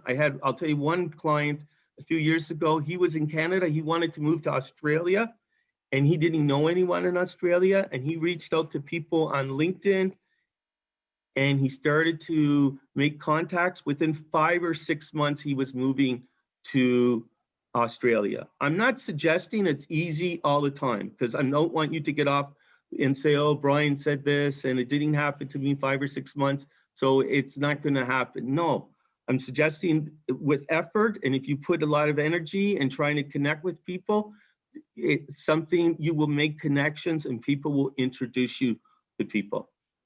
Does that make sense, Kamal? Yeah, thank you so much. Does that give you some ideas, or? It will help me a lot. Like I will start working on it, like log into like LinkedIn and like start making connections to it. And yeah, pandemic, even like some people take it like very negative, but like this pandemic thing like helped me a little bit, because like I'm from fashion techniques and design, and I'm into sewing. So like when like we were like in the peak of a pandemic, like I started working like as a sewing mask and all. So like I started making like little bit connections in the industry, and like it started like making my path towards the goal. So like I feel like I can go more forward. So you're motivated. Be motivated, and if you have more questions, you can call me and ask me another time. Yeah, thank you so much. All right, everyone, it's hard to believe, but it's already 5:30. If our keynote speaker, Brian, has more time to stay and chat, then feel free to continue networking with each other. But just in case, I would like to say some closing remarks for those who do need to leave now. I would like to thank Brian and thank you all for joining us for AWAKEN Threads 2021. It has been another huge success. So thanks to all of you. Amidst the challenges posed by the pandemic, we successfully hosted our first ever virtual year-end fashion event with FASHIONWORKS, our networking event this afternoon, and the award ceremony this evening. We are grateful for your participation, and we thank you all for being a part of our rite of passage to the fashion industry. We anxiously await your feedback on our delivery and your overall experience of Threads 2021 AWAKEN. Please let us know how we did by completing the short survey you will receive via email. We hope you enjoyed AWAKEN, and we look forward to seeing you again in another upcoming Threads event. Save the date for this August, as we're planning George Brown College's Threads 2021 virtual fashion show. Thank you all once again for joining us from your homes, and please enjoy the rest of your afternoon. Take care, everyone. And like I said, Brian, if you are free to stick around, I'm sure a lot of people are eager to hear more from you. If not, we appreciate all your time and all your information. It's been really helpful for all of us who are going into the field of looking for work and looking to network. Sure, and thank you so much, and thank you, everybody. I'm happy to stay here, and there's my email address. If anybody wants to get the presentation, I thought it was more, I knew I only had a half an hour, and I knew I wasn't going to get through everything, But It went so quick. It's unbelievable. So much good info. I'm happy to send the presentation to anybody afterwards if they send me an email, and I can answer any questions, and I can also set up. I'm also happy to give a free half an hour, 45-minute session for anyone that may be interested. You could email me.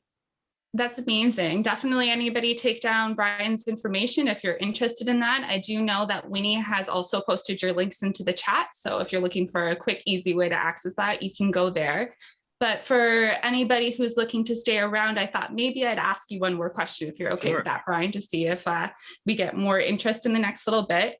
Just with everybody about to graduate, I was just wondering, I'm sure we're all curious, how we can set ourselves apart from others when we're all going into the same industry and are maybe competing for the same jobs. What's a good way to set ourselves apart from the crowd?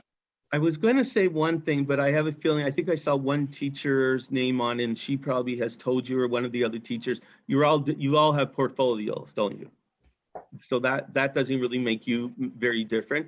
I think the only thing is that a lot of people are, and that's why you're today, if you can distinguish yourself by, what makes your brand different? Why are you a little bit different and distinct?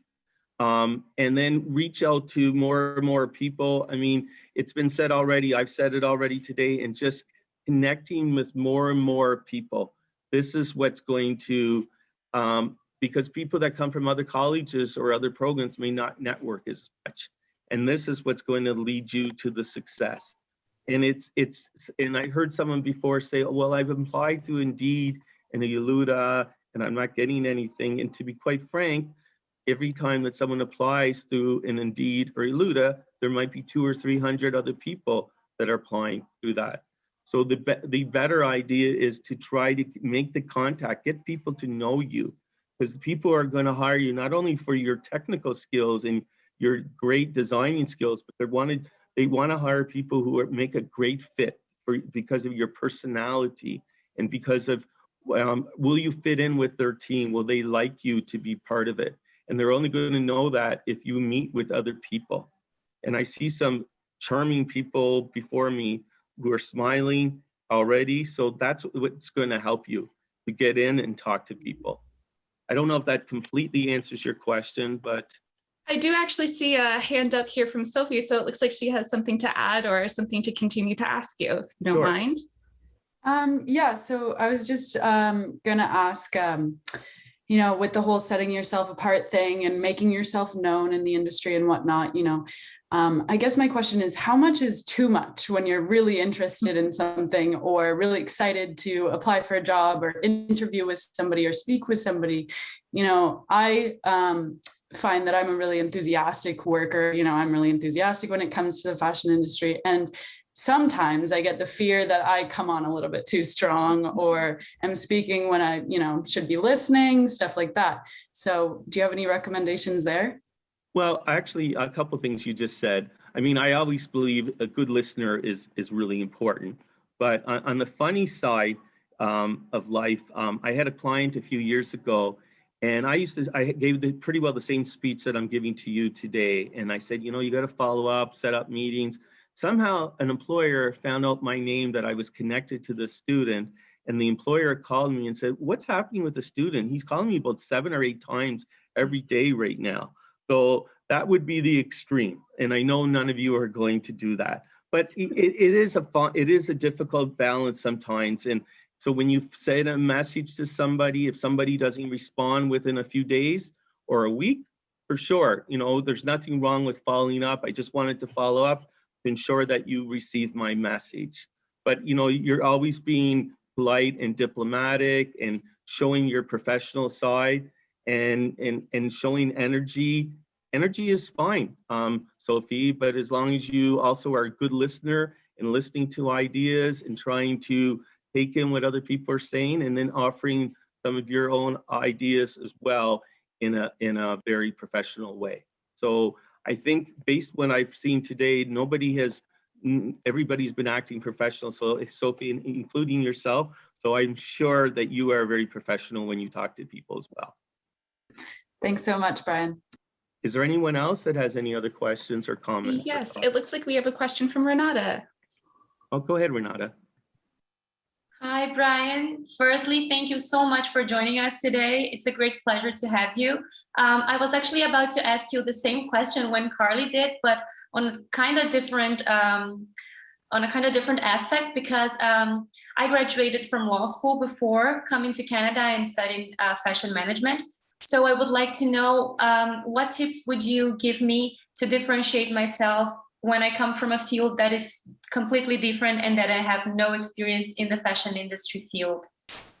Well, I would ask you this: are because of your background as a lawyer and because you're now finishing fashion, have you thought about in any way, or do you want to just be a designer? Not just, do you want to be a designer, or would you like to be able to combine your legal or understanding in working in the fashion industry as well? Well, at first, my first idea was to connect law with fashion in an international field, maybe like working with contracts and this kind of things. But I kind of changed my mind during the course of this fashion management program. And I think now I really want to work in the fashion industry and focus on it. In the design area?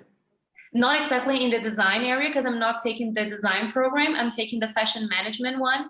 So it would be more in the industry. So then that's perfect. I believe you can really leverage your law background, because people in business will really value someone that has a legal mind and a legal background to help them in an organization. So I think you will want to talk about that. I have a good understanding of law, and I've worked as a lawyer, but I have a passion to work in the fashion industry, and I would love to set up a meeting with you to learn more and get your perspective or insight how I can combine my two passions or my interest in law and fashion. Would you have availability to talk with me for 10 to 15 minutes? So I definitely believe there is a way, and if you show your energy and you could really leverage your background, 100%. That's great. Thank you so much, Brian. Thank you.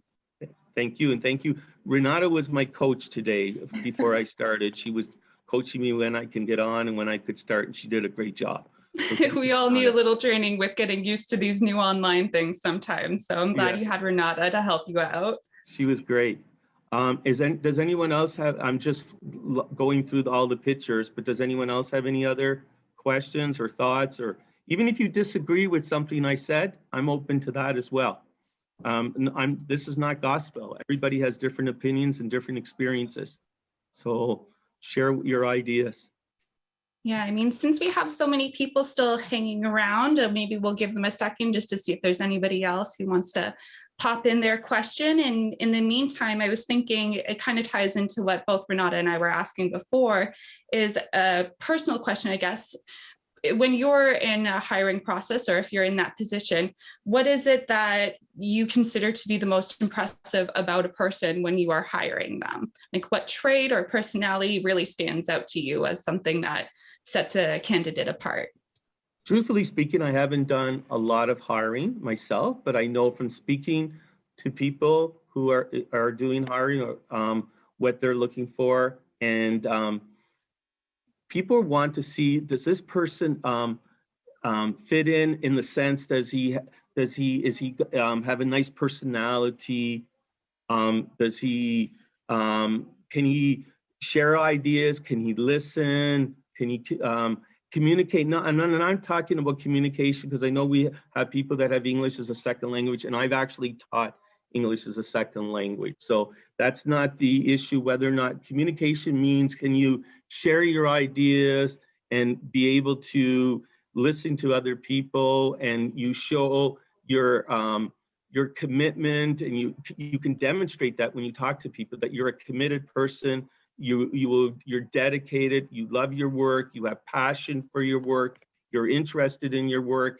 I mean, I don't sense anybody would go into the fashion industry and not really like this work. So you need to get this, demonstrate that you have this interest and this passion, and you really want to be part of it, because they want to hire somebody who is interested and shows a friendliness and warmth to his or her personality. I mean, there's all types of people that you're going to meet over the next little while. And some of the people you might say, well, he was a really warm person and she wasn't, or he vice versa in the next little while. But you want to be able to show that you have the warmth and you can fit in, you can demonstrate the ability to work with many different people. Does that answer? Yes, definitely. I think that gives us a good, well-rounded answer. And I think a key note that I really picked up on is how important it is to not only speak about how passionate you are and hang on to all of that passion, like Sophie was mentioning, but to listen as well. So I think those are really important advices for us eager students who are going out into the job force. So we appreciate that a lot. And thank you everybody who stuck around. And clearly everybody was very interested in hearing more about how we can better network and better position ourselves when we're going into the job force. So again, if you're interested in speaking more with Brian, all of his information's there, and feel free to follow up with him afterwards or take advantage of that 45-minute, I believe you said, a half an hour session with Brian, which is a great offer. And thank you for doing that, because I know a lot of students will benefit from that a lot. And I'm happy if anyone decides, hey, I wouldn't mind doing some more, getting more coaching after the half an hour. I'm happy to do that. I've worked with people from the time they finished until they found their work and have a guide to work with them. So I would be happy to do that as well. So it's a pleasure to talk to all of you and hear all your ideas, and I look forward to talking to any or some of you or all of you, whoever contacts me. Thank you so much. It's amazing. Thank you so much, Brian. Thank you. I didn't start designing clothes until I was in middle school. Another thing you should know about me is that I was always that weirdo kid. Like, everybody loved to make fun of me. I was relentlessly bullied from grade 1 to about grade 6. And people just, I don't know, I was a weirdo kid. But I tell you, I'm still weird today, but my weirdness is part of my success, because, you know, we like things that are different. So I will say that. So when I was in middle school, I had an art teacher, and she came up to me one day in class and she handed me something. She handed me a croquis. It wasn't this exact one, but she handed me something like this, a fashion croquis. And now I'm in grade 8. I didn't know, like, I wasn't like artsy like that. I didn't know what a croquis was. I never heard of that before. So she hands it to me. She says, you know, in a day, you can make designs on this. You can put a paper on top and you trace the body, and you can make a skirt or a shirt or a dress or whatever. And I said, okay. But the funny thing about it is that she wasn't giving the croquis out to everyone in the class. She only gave it to me, nobody else. So looking back, I can only think that perhaps there was something inside me that she saw that maybe I didn't know was there. Because at the time that I made my first fashion illustration is when I was really set on this path to becoming a fashion designer. And that path has led me here to all of you today. And our paths have converged in a way to have us all meeting in the same place at the same time. So with that being said, in 2019 is when Nadé Laura Marmon, the company, was born. At the time, I realized that women were and are in positions of power now more than ever before.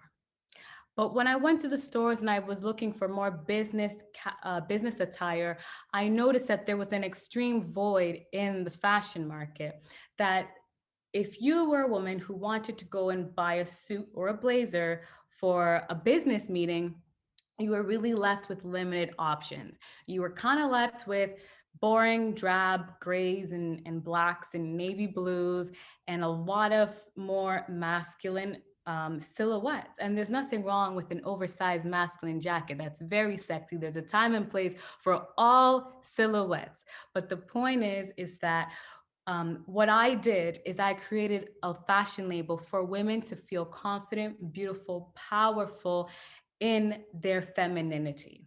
That a woman does not have to forego her girly side and her love for clothing and makeup and hair and all that stuff to command respect.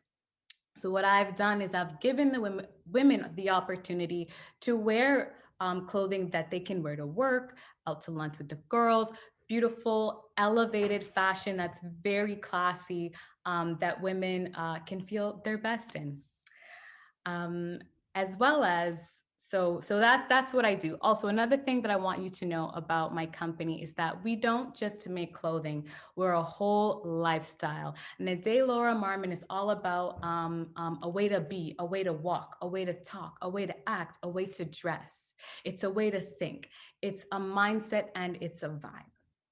So with that being said, that's the business in a nutshell. I also want to let you know that we specialize, like I said, in suits, blazers, trousers, skirts, and fedoras. So we're going to take it now to March 2020. We all know what happened then. The world shut down. At the time, I had lost my job. I worked in the hospitality industry for 10 years, and I lost my job. I was at home. I also didn't know how long we would be home for. I thought that I'd be back to work, after a month at most. But I turned to myself and I said, you know what, Nade, we've been kind of doing this thing for some time now. It's really time that we use the time that we have at home to our advantage, that I could build up my brand and to where it is today. So I took the time being at home to revamp my website, learn how to properly build a professional website. I was able to buy a professional camera. I taught myself photography. I taught myself Photoshop, Illustrator, all of these things that I felt were necessary things to know. And the thing too is that I had all the time to do these things. So as Isabella mentioned, I debuted my first collection in New York at New York Fashion Week just this past February.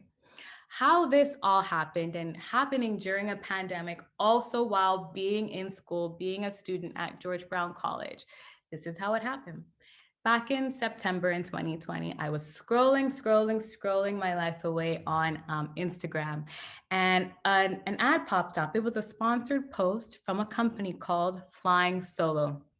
And the post said, dreaming of showcasing your collection at New York Fashion Week? And I asked myself, I said, girlfriend, are you dreaming of showcasing your collection at New York Fashion Week? I said, I think we are. So I clicked the link and I applied. That's basically what I did. I did not think that I was going to get accepted or anything of the sort. But before I go into New York and my whole experience there, I would like to tell you about Flying Solo and what they do. So how it works in New York at Fashion Week is that there are hundreds of shows that are happening during that one span of 1 week. And if you ask some people, New York Fashion Week is actually even longer than a week. It kind of spills over because there's just so much happening. And there are hundreds of shows happening, all from 9 o'clock in the morning to 11 o'clock at night, all over the city at different places. So there are companies that put on these shows. Flying Solo is one of those companies. So keep that name in your ear, Flying Solo.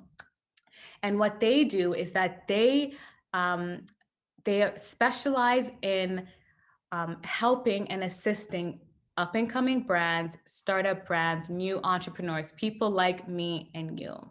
Whereas as other companies, for you to qualify to showcase with them, they have way more qualifications. You need to be selling in a minimum of 3 retail locations.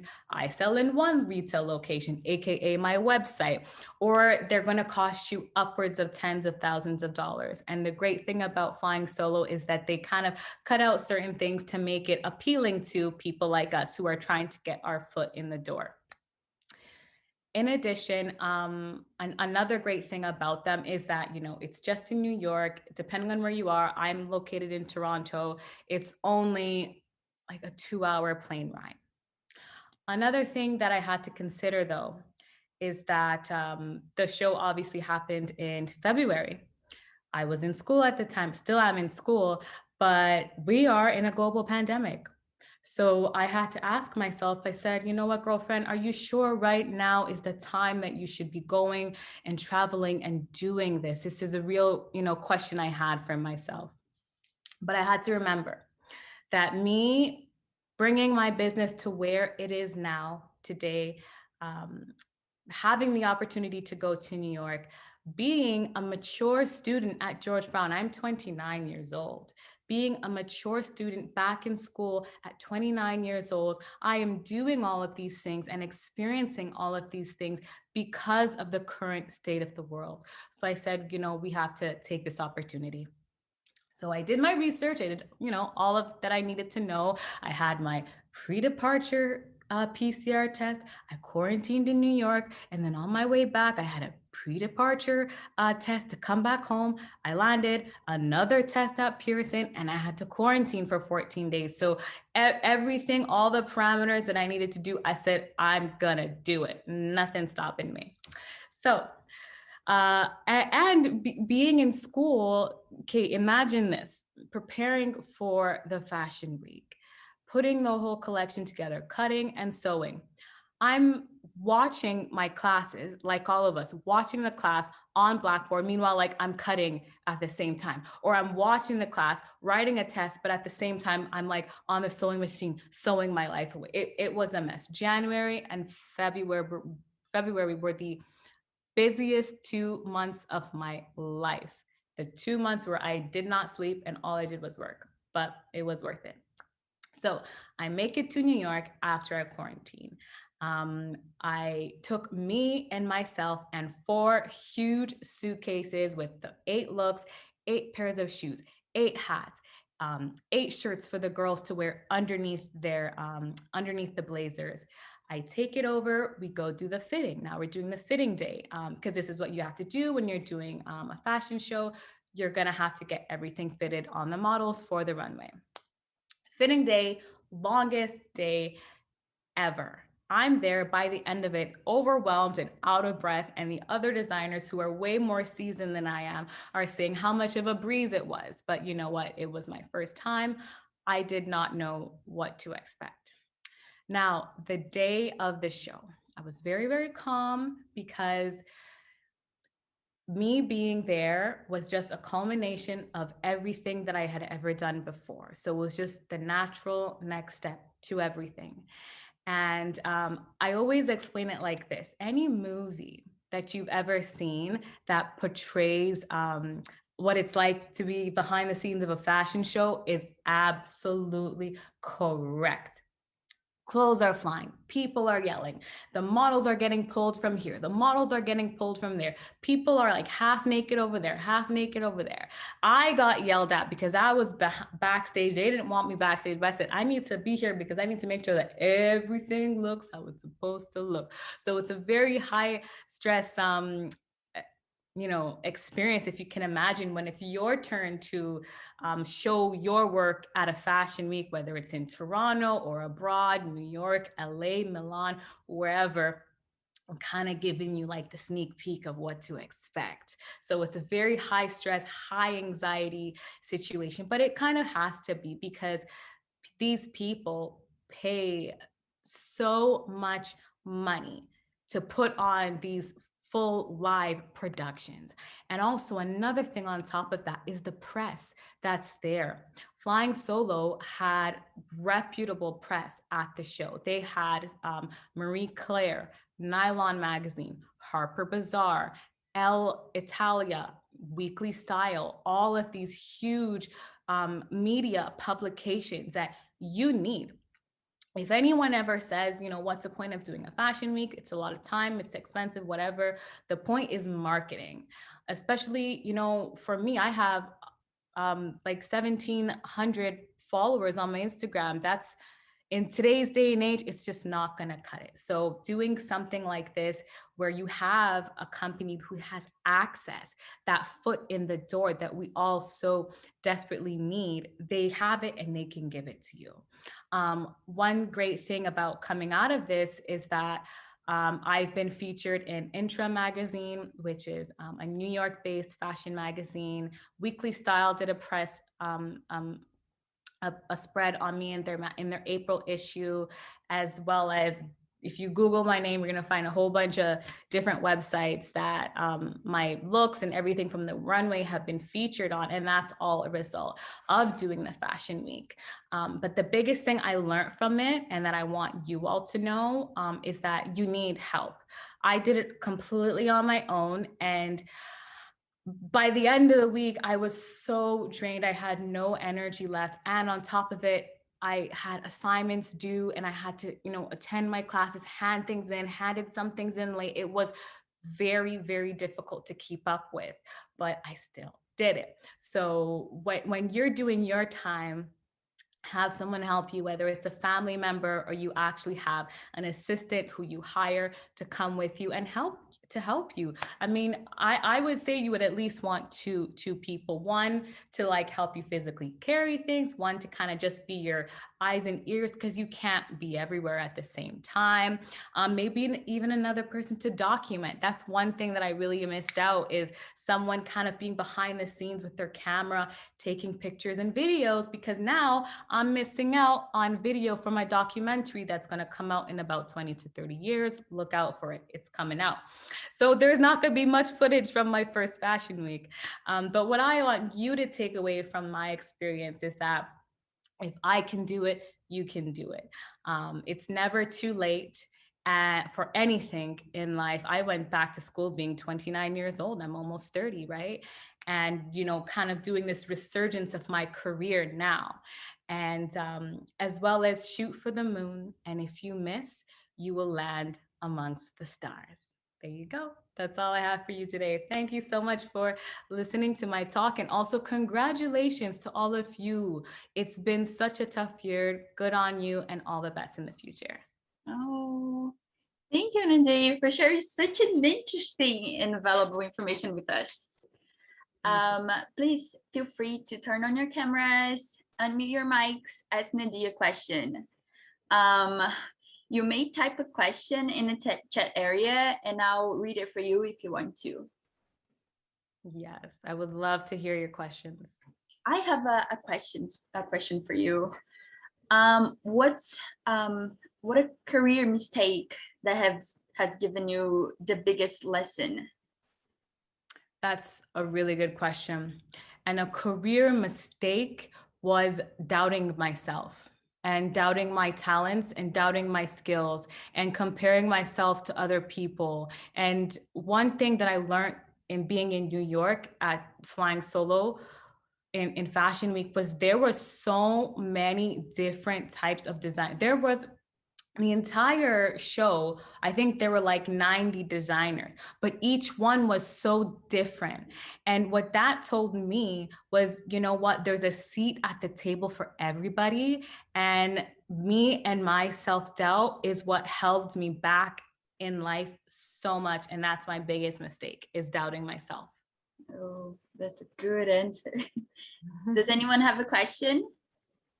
Me, can I? Yeah, of course, go ahead. Hello, Nadette. I'm Alex. So can I ask, when did you know you want this job right now? When did I know what exactly? Sorry? Like you want the job right now? Because before you said you're a hospitality student and then you changed your design, what power have you to change? Okay, I was not a hospitality student. I was working in the hospitality industry for 10 years because I had a lot. One thing that I don't always talk about is that I dealt a lot with mental health issues. So I didn't really go to school right away, and I was just working. And I worked in that for 10 years, but I was always, designing and sewing on the side, but it was never really serious like I'm doing now. And then it was when the pandemic hit and I was at home and I said, really, girl, what you gonna do with yourself? I had a serious conversation with myself and I said, you know what? I don't know what's gonna happen, but we're gonna get it together. And I said, yeah. So I just decided, when the pandemic hit, that it's time. We've wasted too much time. We need to get it together. Yeah. I hope that answers your question. Thank you so much. Raven? Is it Raven? Hi. Oh yeah, go ahead. So I was wondering, how do you feel now that you have the experience from Fashion Week and going to school in the fashion program? Do you feel that you may have a little bit of an upper hand now in the program because of that experience or experiences that you had before? Yeah, I do feel that it gives me an upper hand because it's real world experience, and nothing will ever beat being in the real world and putting things that you might learn in school to the test. You know, there's something where, you know, sometimes you might hear people say there's one way to do it in practice where you just, or sorry, where you do it in theory, where you're reading a book and you're learning about things, but doing it in practice and doing it in the real world and being around people, it's a whole other ballgame.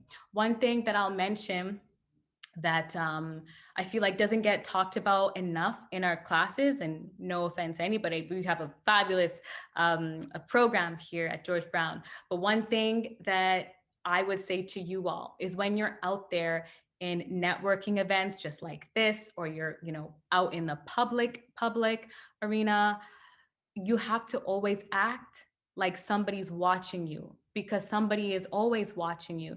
You don't know who that random person may be. You don't know who they may work for. You don't know who they may know. They might see you and see the way that you carry yourself and might want to work with you just by seeing you. One of my photographers who I work with, I met him randomly in New York. He saw me and he wanted to take my picture, and then now we're really close friends, and he shoots almost all of my product shots for me.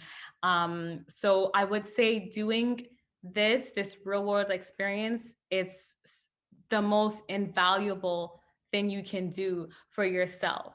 Another thing is that opportunities aren't always handed to you. Sometimes you just have to go out, seek opportunities, take opportunities, or make your own opportunity. So I hope that answers your question. Yes. Does anybody have any questions? I have a question. Go ahead. You earlier said that you were at school and you were preparing for the New York Fashion Week, right? How were you able to manage all of this workload all at once? Because I wasn't really juggling around, but with just studying in here, there was a lot of work just thrown at me. How did you do it? I respect you so much. How were you able to? What kept you going? Oh gosh, that is a great question. And girlfriend, I will tell you, no sleep. How much do you value your sleep? I did not sleep, but that was a conscious choice that I made. And also keeping strict deadlines. There was a very strict deadline for all of my homework assignments. There was a very strict deadline for when I was going to have everything for New York prepared by, have all the shoes needed to arrive on the same day. I needed to be packed around the right day. I needed to have my test, on a certain day. I needed to be on the plane on a certain day. So keeping myself super organized with a calendar, simple planner is what I used. Not getting a lot of sleep, but my motivation for my mental motivation, what kept me going mentally, is that I truly felt that this time right now during quarantine was my God-given opportunity, that every other opportunity I had before this, I let slip by me. And I said, this one, I'm not letting go. So I don't care. I was under so much stress. I can't hide the fact it was extremely stressful. There were assignments that I handed in late. I missed a quiz because I was at the show, a lot of things like that. But I knew that if I didn't do it now, I was never going to do it. And I was not going to be able to live with myself and live a happy, long life, knowing that I let this opportunity slip by me. So it was a lot of mental agility, but thank you for your question. Everyone, it's 5:30 now. If anyone has any questions for Nade, please feel free to continue our networking section. But I would like to say a closing remark for those who want to leave right now. Thank you, Nade, and thank you all for joining us for Awaken. Threads 2021 has been a huge success thanks to you. Despite the challenges posed by the pandemic, we successfully hosted our first ever virtual year-end fashion event. with FASHIONWORKS, our networking event this afternoon, and the award ceremony this evening. We're grateful for your participation. Thank you all for being here and being a part of our rite of passage to the fashion industry. We anxiously weigh your feedback on our delivery and your overall experience of Threads 2021 Awaken. Please let us know how we did by completing a short survey that you will receive via email. We hope you've enjoyed Awaken, and we look forward to seeing you again in upcoming Threads events. Save the date this August, as we're planning George Brown College Threads 2021 Virtual Fashion Show. Thank you all once again for joining us from your homes, and please enjoy the rest of your afternoon. Take care, everyone. Thank you, Nade. Thank you. Thank you so much. Everyone to join us. Thank you Thank you so much. Thank you so much. Thank you for having for me. being an inspiration to all of us. Thank you for giving me tips. Now on Instagram, my link or my Instagram handle is in the chat. So I'd love to follow you all, and we can slide DMs. I'm always open to a collaboration. I'm located in Toronto. If there's any designs or you want to shoot anything together, just feel free to reach out to me. I'm available. Thank you. Thank you. I'll follow you for sure. Thank you. Thank you. Have a good one, everybody. Waiting. That was a very interesting presentation by the young man who was talking about how when he came to Canada 5 years ago and struggled, and now he's made some good headway and obviously is doing something he loves. What is that gentleman's name? That was Diego, I believe. 1 second, let me pull up his full name here. Sorry to put you on the spot. No, not at all. And then I will type his full name in the chat. So if anybody else was interested in that as well. Yeah. So let me just find that to make sure I have the correct details.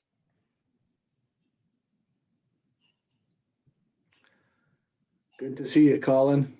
Yeah, Bruno, how are you doing? So nice to see you. Doing very well. Thank you. We go back a long way. We do. We do. It's all about networking, right? Absolutely.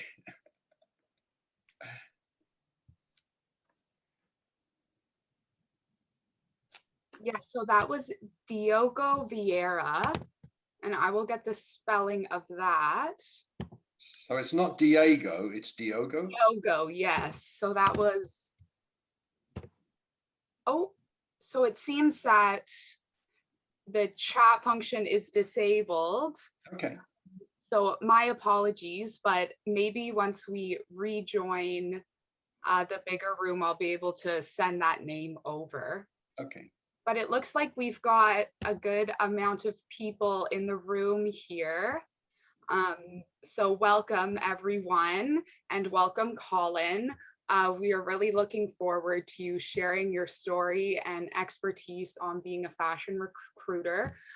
Guests, you can turn on your cameras, but mute your mics while Colin is speaking. And when Colin has completed his talk, we can have a meet and mingle using the mic functions. But without further ado, I will hand it over to Colin. Thank you, Rachel, very much. And I don't know whether all of you heard, I was chatting with Rachel just a minute ago, asking about who the gentleman was who just spoke. I came in halfway through his presentation, and he was really on the money. He was saying things that are so important, especially for new grads just launching their career, but really for anybody in the business world. Network, network, network, never give up. When somebody says no, you can turn it into a yes. Sometimes they're going to say yes. You just have to be persistent. So anyway, as Rachel said, my name's Colin Lewis. I own Colin Tech's Placements. We're recruiters in the fashion industry. Our website is colintex.com. And I've been around a long time, and the industry has changed dramatically in the time that I've been involved. There used to be a very thriving garment manufacturing industry in Canada, and particularly in Toronto, where I'm based. But things changed really dramatically. There used to be a whole infrastructure here where the stores in a mall like Yorkdale would be Canadian-owned stores. That really has gone global, that most of the stores we frequent today are international stores, probably owned from outside the country, maybe outside the continent. And everything is on a global scale. I guess there are certain advantages to that, but there are certain disadvantages. One of the big disadvantages is that the Canadian industry that you are now hoping to get to dip your toe into the water of the Canadian industry has shrunk dramatically. There are far fewer opportunities for new grads, new immigrants, people who just want to be involved in the fashion industry. So competition is really, really tough. There are lots of fashion schools. There are lots of new immigrants coming to the country with fashion experience from their home country. And certainly in COVID times, there are people who have been downsized who may have been looking for higher level positions originally, and now they're prepared to accept lower level positions. So it's fiercely competitive. So what Diego was saying about you can never have too many connections, you really need to be persistent, those things really apply today more than ever before. And when you're a new grad, if you've had no previous experience in the industry, if you're in your early 20s, as presumably many of you are, maybe most of you are, there's not really a great deal that you can put on your resume because you don't have years of experience and you're just trying to get your foot in the door. So why should a potential employer hire you as opposed to the other dozens of grads who are knocking on the same door trying to get an opportunity? So you have to think, what can I put on my resume that's going to attract somebody's attention to give me that opportunity that I need? And bear in mind that old adage, which you may have heard before, you only get one chance to make a first impression. So you really want that first impression to be a lasting impression. I personally don't think that bright colors and graphics are really going to do what's required. I think there's really needs to be some substance. And for a new grad, it's tough to find substance. But hypothetically, if you speak a second language, that's really a great skill. You should be proud if you speak more than one language, and be prepared and tell people that you do. If you've done volunteer work, it's important to talk about that. If you've had any leadership experience in perhaps a charity, a voluntary position, whatever, certainly talk about that. And I haven't in the past really advocated that students should offer to work for free for a short period of time, 2 weeks, 4 weeks, whatever it is. But in today's environment, I strongly suggest that. So if hypothetically you're looking to get a job at a company like OVO or Canada Goose or Roots, and I mention these three because they're local companies, they're all based in Ontario. Not only would I be knocking on their door in every way possible, that's phone, email, text message, whatever way you think you can get through that maze of gatekeepers that are preventing people from actually getting through to the hiring managers. One possible way of thinking is to get a job in the store and work in their store and show the people that you interact with that you are great. Get there early, leave late, put out 110% every day, and show them that you are a great potential employee, and make sure that anybody who comes into the store from head office knows who you are and knows that you're anxious to be associated with that company. And certainly your manager, your assistant manager, the district manager, let them know that you're working there because you love the company and everything they stand for, and let them know that your real goal would be to find an opportunity at head office. So even while on the one hand, you're trying to reach people in HR or the head office and get a face-to-face with these people, simultaneously, you're working in the store trying to perhaps get to head office through the back door, so to speak. And with a bit of luck, even if after the agreed upon period where you're going to work for free, that 4-week period, even if nothing comes of that, hopefully you'll have impressed a bunch of people that you are somebody that can be relied upon, that you are somebody who's full of enthusiasm, and they might not have an opportunity for you today. And just like if you heard Diego say, he applied to be getting a teaching role, he was told no, and then lo and behold, down the road, he got a call from that same opportunity because the person who was the roadblock initially was no longer in a position to be a roadblock. So things change. Always be upbeat, have a smile, be positive, try and go beyond expectations, always deliver 110%. And with a bit of luck, once you can get your foot in the door, then, you know, it's really, you're on your way. It's the hardest thing is to get your foot in the door. And whether it's a minimum wage position in the store, or whether it's offering to work for free for a month, any which way, hopefully that will lead to something down the road. If you can certainly work at minimum wage in the store, at least you're getting a modest paycheck, but you're getting something while you're networking and trying to move on to a more serious position. So don't think that an entry-level position at minimal pay in a store at Yorkdale is not up to your standards. It's a good first stepping stone. I'm going to open up the in just a few minutes for questions, and I'll be happy to chat with you about specific things.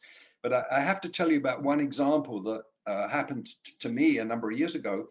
I had a client who needed an entry-level person. He was going to pay them the minimum wage for probably 2 or 3 weeks because he needed a certain project taken care of. So I did a little email broadcast to the new grads that I'd interacted with in the preceding 4, 5, 6 weeks. So I sent it out to maybe 10 or 20 people. So I did get one response from a young lady who graduated from a very prestigious fashion school. And she said to me, I wouldn't work for minimum wage. I really am looking for something more senior. And that was a big mistake, in my opinion, on her part, because one other young lady took that opportunity to get minimum wage for 3 weeks, but she excelled. She showed the company owner that she really was full of potential and enthusiasm. And after the 3-week period, he did find an opportunity for her. She did prove herself extremely well and then moved up within the company. So that is really something that I would suggest at this stage in your careers. You're all starting out. Do anything and everything that's required, and then some, to impress people about your integrity, your enthusiasm, and so on.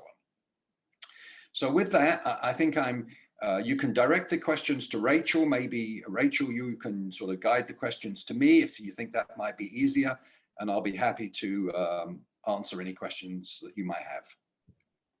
Thank you so much for sharing, Colin. Yes, so everyone, looks like majority of us have our cameras on, so feel free to unmute and you can say your question out loud. If you feel more comfortable to use the chat, I'll monitor the chat and look for messages, and I can communicate any questions. but opening up the floor to questions now. Hi, can I go? Go ahead, Yasoda. Okay. Hi, Colin and Rachel. Hi, Yasoda. I know you mentioned that. Hey, I know you mentioned that in our resumes, we should include something that would set us apart from others. I just wanted to ask, like, how did you set yourself apart from others who wanted the same job? I think I did what I just suggested that you folks all do. I started in a very low-level position, an entry-level position, and I showed my employer that I was full of energy, full of enthusiasm, full of integrity, somebody who could be relied upon. And lo and behold, I showed my customers that. And all of a sudden, people were calling me saying, hey, I heard about this opportunity. They're looking for somebody like you. Might you be interested? Because companies are always looking for great, enthusiastic employees. Yes, it's very competitive, but there are so many people in jobs that are mediocre. On a scale of 10, there are lots of people going to work who are a 7 out of 10, an 8 out of 10, even lower.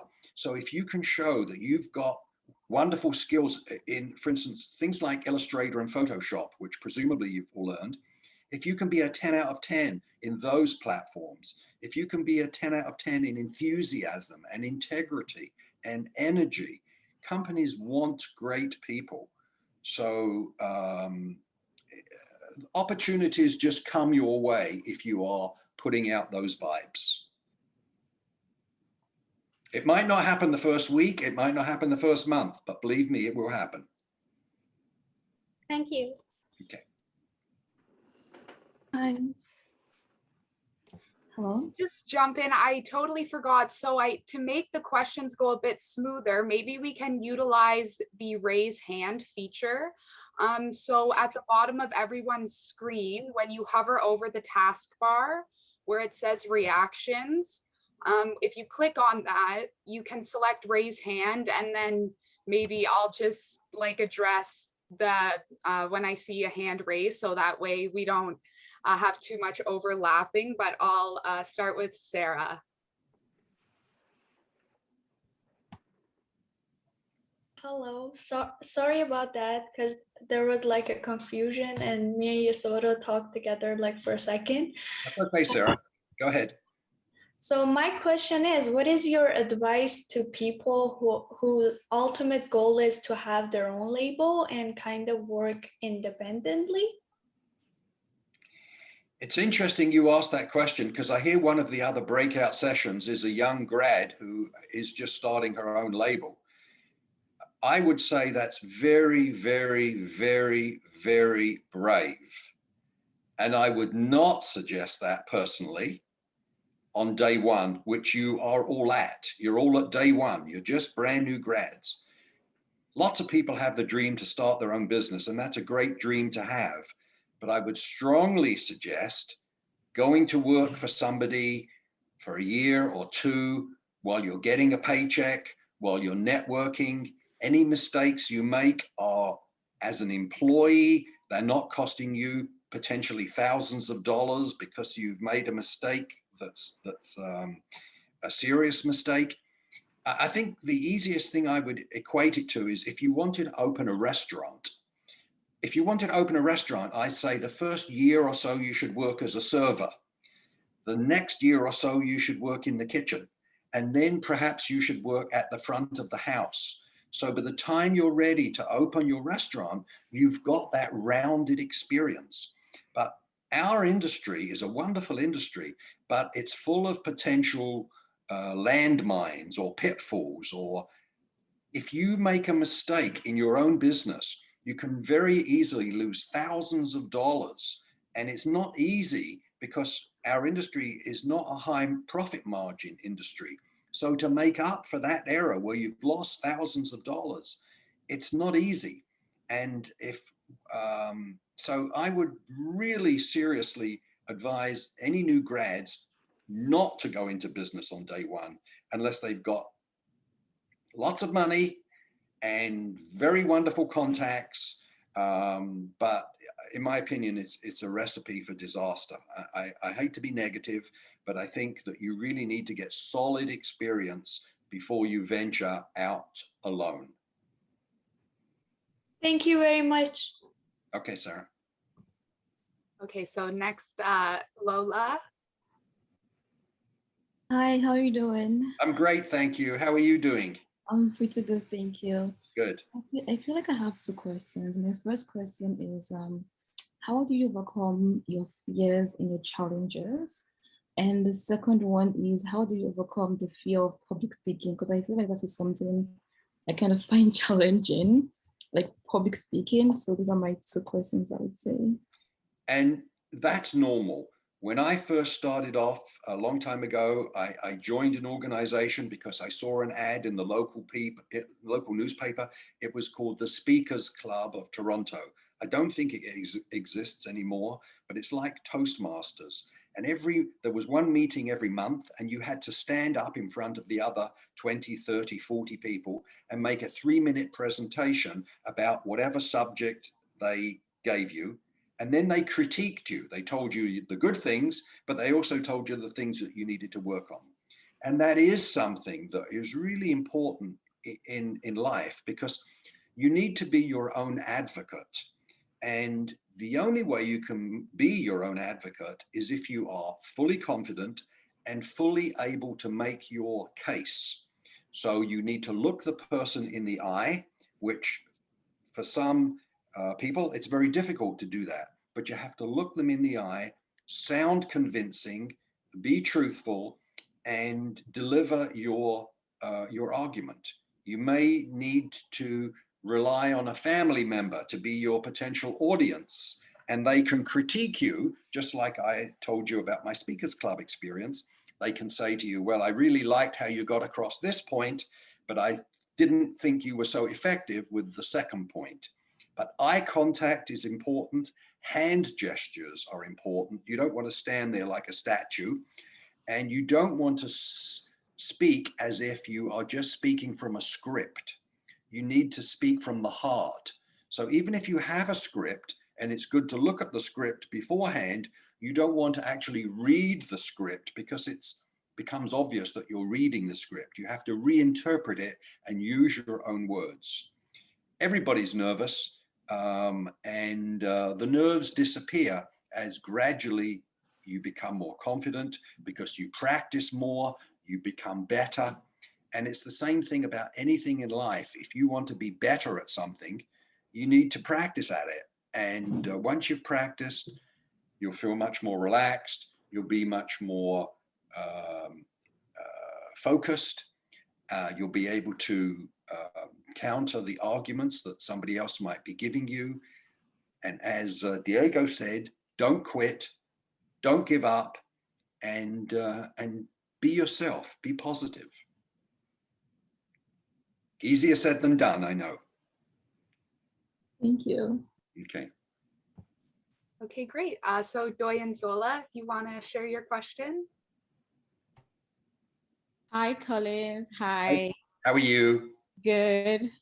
I think you already answered. I was going to ask the same question as Sarah, of how, like, as an individual and you want to work for yourself, like, how do you put yourself out there and not limit yourself to the people around you as a designer? Like, how do you go out there and show your work, because you want to be known by other designers as well in the industry?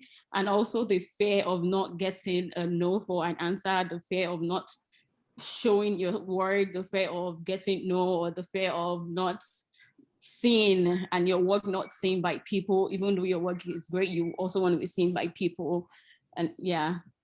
Okay. I don't know whether you've heard of the Toronto Fashion Incubator. The executive director there is a lady named Susan Langdon. She's wonderful.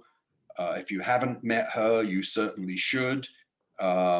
And she can give you all kinds of advice and guidance as to potentially how to launch your career. I think most new grads, deep down in their heart, they want to be in their own business. but I really feel strongly about the potential pitfalls, as I just said to Sarah, about going into your own business. And I definitely would not do that at this stage of your careers. There's just too many risks involved. So Susan can steer you in the right direction. I have a philosophy that if you love what you do, it's easy to be great at it. If you don't like what you do, it's very difficult to be good at it. So, you know, if you're living your passion, then you're a very lucky person. And if you can make a living while you're living your passion, that's great too. So, you know, you're on the right track, but it's going to be a difficult beginning because the world is not waiting for you. The world is full of people competing with you on that bottom rung of the ladder. So it's the survival of the fittest, the survival of the best, the survival of the most industrious. So you just need to be putting out 110% every day. Be prepared for rejection because you'll certainly get that early in your career. And just be full of enthusiasm and be yourself. Thank you so much. Thank you so very much. You're welcome. Okay, so we do have a couple more questions. It is 5:30, which is our scheduled end time, but we don't have to end. Colin, if you're able to stay and chat. Sure, I'm good. To have you for a few more questions. Is Yeah, that okay? No problem. Okay. So next, So Theory, I apologize if I mispronounced your name. If you would like to share your question. Hi everyone. Hi. How are you? I don't see you. I'm not gonna put on camera because I look really terrible. Okay. Sorry. Okay, that's okay. Yeah, my question was, have you seen a lot of a rising demand in remote work in the parts of the fashion jobs that can be done remotely, like digitally? And my second question is,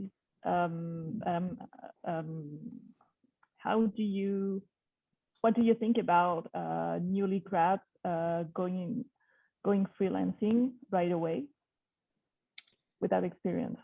Well, okay, so Theory, you know, I don't see you, and that's fine, and I respect you. Okay, I respect your privacy. Hi, how are you? Hi. You have no reason to be embarrassed how you look. You look great. It's not a problem. Thank you. A picture is worth 1,000 words, and I think people feel comfortable when they actually see a face as to who they're speaking to. That's a personal feeling. Anyway, so you can freelance. Yes, if you're freelancing, it's different than if you are going into your own business. Because if hypothetically you're a graphic designer and somebody wants to hire a graphic designer, you charge them by the hour and you do however many hours and you get paid accordingly. So you're not risking your life savings by going into business per se. So that's why my answer to going into doing freelance work is different than going into your own business. So I hope that you can differentiate between my thinking on that subject.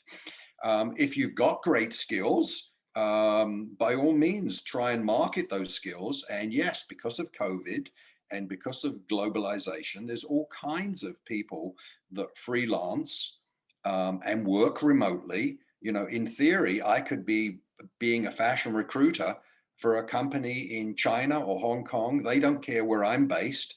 And to me, it doesn't really matter where they're based, as long as I'm providing them with what it is they need. There's no reason for us to meet personally, face to face, and be working across the street from each other. Things have changed dramatically, and COVID has really brought that to the forefront in the last year or so. So definitely working remotely is doable.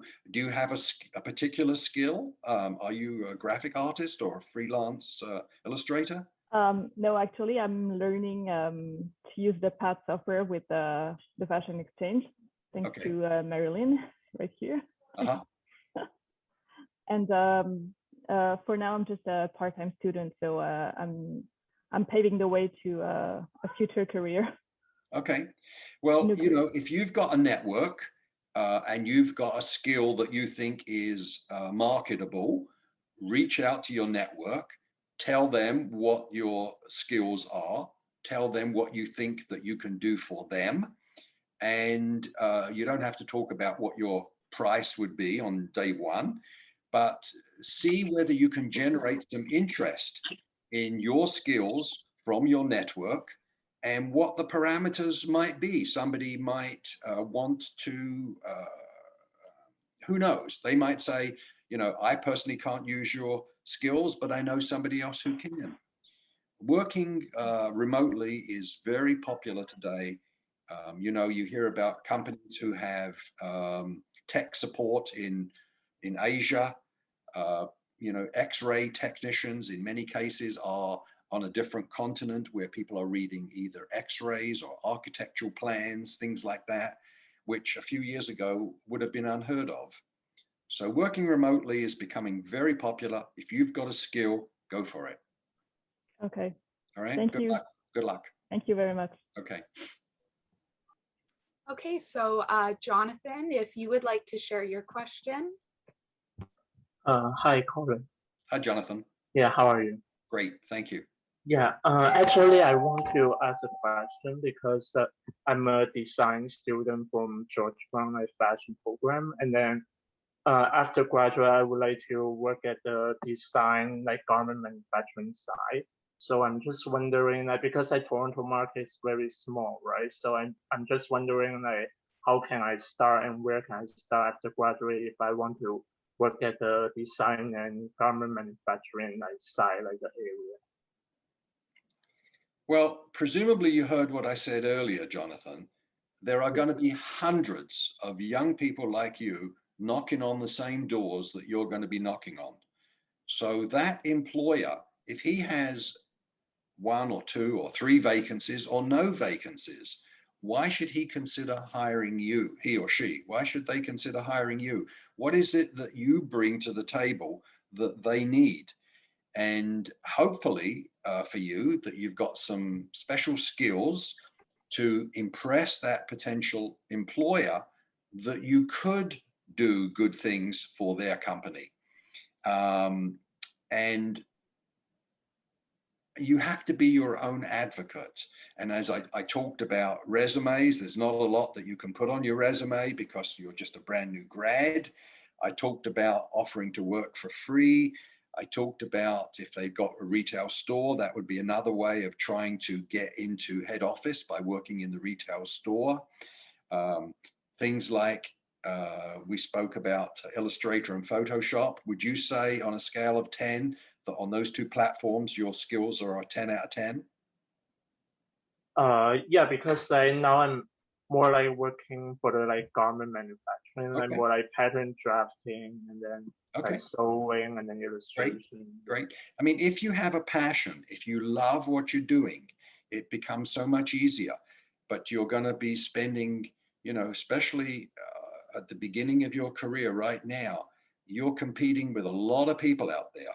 So you have to convince that potential employer that you are unique. Why should that person hire you? Now, hypothetically, if you come from, and I'm not speaking about you, I'm speaking in general, Jonathan, but if somebody comes from, let's say, Bangladesh, and they're fluent in Bangladeshi, and this particular company imports garments from Bangladesh and is interacting with Bangladesh every day, they might be looking for somebody who speaks the language, who could go there for weeks at a time and visit the factories and something like that. So someone who speaks the local language would have an advantage over somebody like myself who doesn't speak anything other than English.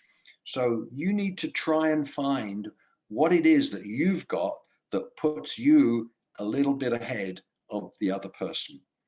And the things that we spoke about, networking are really, really key. Never giving up, it's really, really key. Putting out 110%, being upbeat, being able to look people in the eye and make a positive case for, your argument, whatever that might be, those are really just basic things that you have to excel at, and you have to practice, and you have to have a thick skin and not take it personally when you get rejection. Okay, I wish you luck. And Yeah, again, thank you so much. Susan Langdon from the Toronto Fashion Incubator is a wonderful lady, and you and all the other grads can speak to her, and she could be a good conduit for you. Thank you so much. Okay. Hi, Arushi. Again, I'm sorry if I mispronounced your name. If you would like to share your question. Yeah, thank you so much. And you didn't mispronounce it. Hi, I'm Arushi from India. How are you? And I'm good. How are you? Great, thank you. So I'm already a graduate in fashion design, and I've been a fashion designer since 3 years now. Mm-hmm. And I'm planning to do international fashion management from GBC. And I really wanted to know that as I'm gonna come after my 3 years of experience being a designer and now entering into a fashion management field, how should I take my career? How to start with? If that would be really great if you can guide me a path from where I can go and how can I make contacts out there. Are you in India now? Yes, I am. And are you a Canadian citizen, or you're Indian and you're planning to emigrate? What is your Yes, I'm planning to immigrate for study this September. To Canada? Yes. Yeah. Well, good luck with that. I was an immigrant, a new immigrant myself one time, a long time ago. Wow. So you can never have too much experience, even though people do use that line that you have too much experience. But for a young person starting out, all the experience, all the education you can muster is a good thing. Again, if you can work part-time in a retail store related to the industry, in a fashion store, that's all great, because if you do get into fashion marketing, fashion management, the fact that you've actually worked on the floor of a retail store is good, because you'll have seen it from both sides. You've obviously shopped in the stores, and if you've worked in the stores, it gives you a different perspective as well. So it's good to try and get as much experience as you can from any which way in the industry. Now, when you come to Canada and you apply for jobs, you're going to hear the expression, oh, well, you don't have Canadian experience. And that's true. And even though you've had experience in your home country, which is valid, it's not the same in the eyes of the potential employer. So don't let that rejection upset you. You'll hear it to start with, and you might have to start at a notch or two below where you would expect to start, and accept that. And then, just like I've been saying, give 110%, get to work early, leave late, be full of enthusiasm, and show the people that you work with that you are a force to be reckoned with, and that you want to climb the corporate ladder. And you'll very quickly register with them, because they don't see, in my opinion, a lot of great people. They don't see a lot of people who are really passionate about coming to work every day. People talk about it, but it often doesn't come through. And you get to, I know whenever I go to a restaurant, if the server is full of enthusiasm, it really enhances my experience of having the meal. When I walk into a store to buy something, I love it when the salesperson says to me,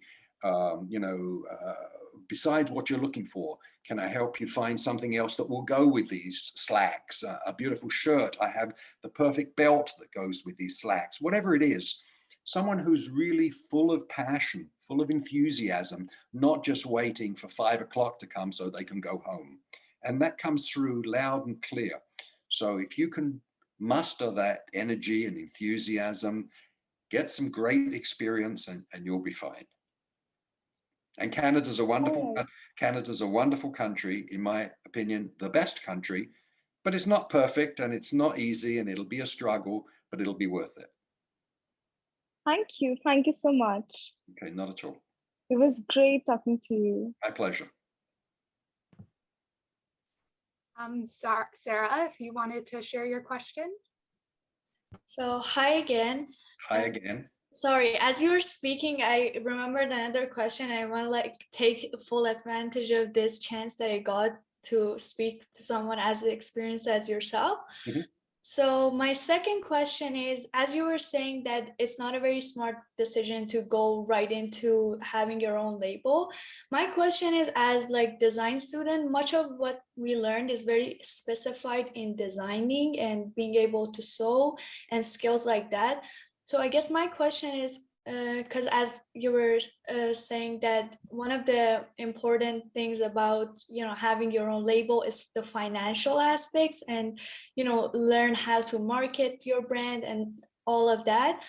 My question is, if you want to have all those skills and if you want to excel at those, what are the job positions that you think will be good to go in, and what job directions should we take to be able to excel at those as well before we start our own label? That's a good question. That's an important question. You should speak to people at George Brown like Winnie and ask them what courses would they recommend, because you need to be more than just a creative designer to be a successful entrepreneur.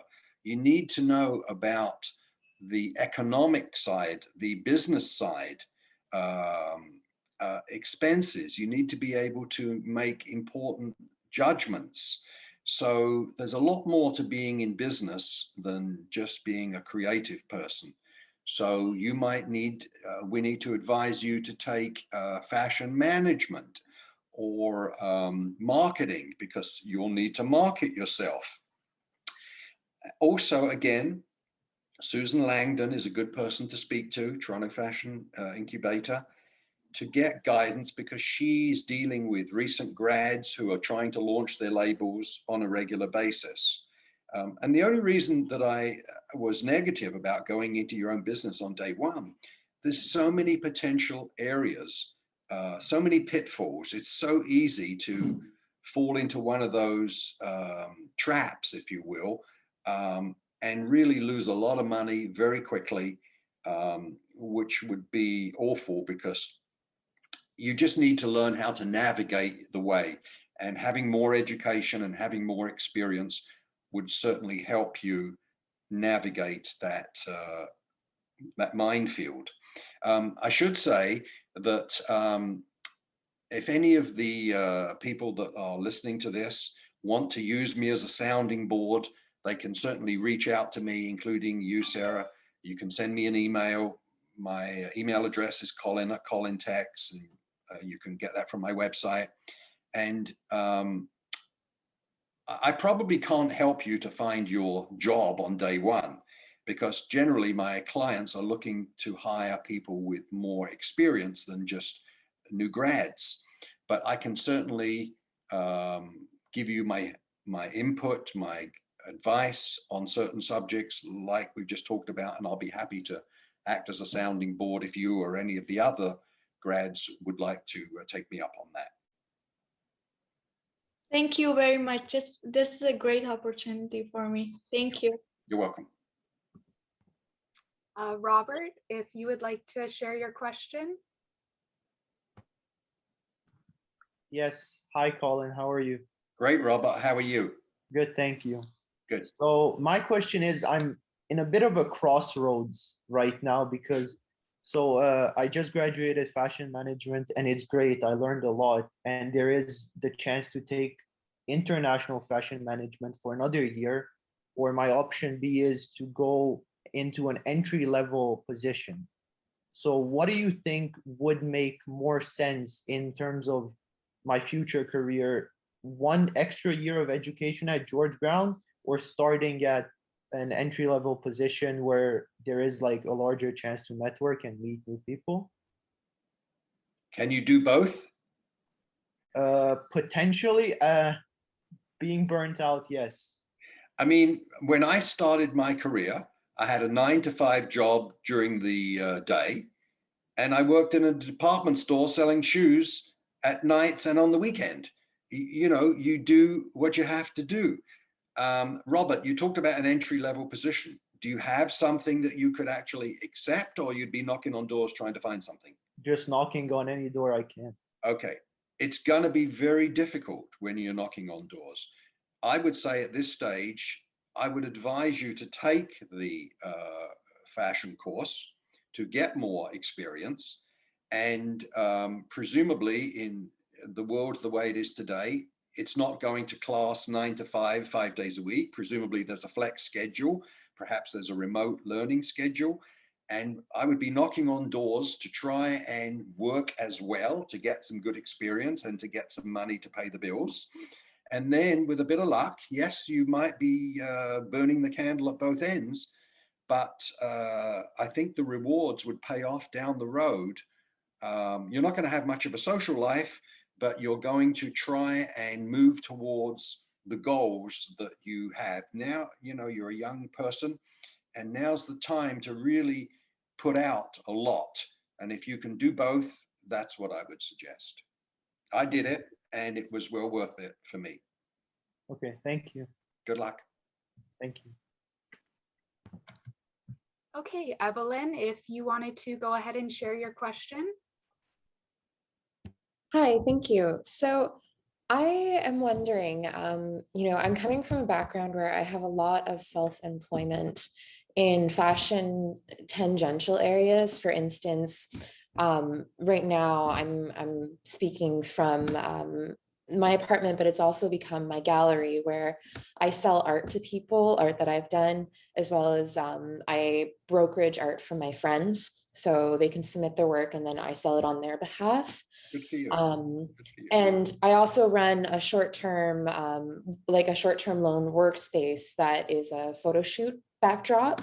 So I have this experience and I'm at the point in my life where I would like to apply for a position with a much larger company in Vancouver that's currently on a big hiring push.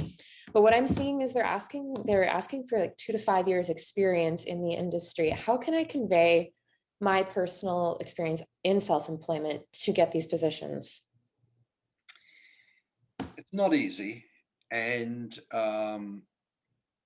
do they want somebody to live in Vancouver and work from the office? And presumably you don't live in Vancouver, presumably you're in Ontario?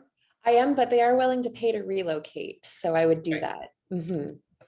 I think that they would only pay to relocate for somebody who is dynamite, who's dynamite on paper, who's dynamite on a Zoom interview, and who brings to the table a lot. With all due respect, it doesn't sound like that you've got what they're perhaps looking for. They might consider you, and I would take the bull by the horns if it was me, and if I loved the company and what they stood for and so on. I think I would try and convince them with a phone call, with a Zoom call, and then I would say to them, and this is really diving in at the deep end, I would say to them, I'm prepared to come to Vancouver at my own expense and meet you where and whenever you tell me is suitable, because I know I would be great for the job. And I'm prepared to make that kind of investment of my time and my money to show you that I really am as great as I say I am. Now that's a big risk. I don't necessarily think that they'll take you up on it, because in COVID, a lot of interviews are being done remotely and Zoom and so on. But that's the kind of attitude. If we weren't in COVID time, that's the kind of way I would take the bull by the horns. There's going to be lots of competition. There's going to be lots of competition from candidates who have got the kind of skills that they say that they're looking for.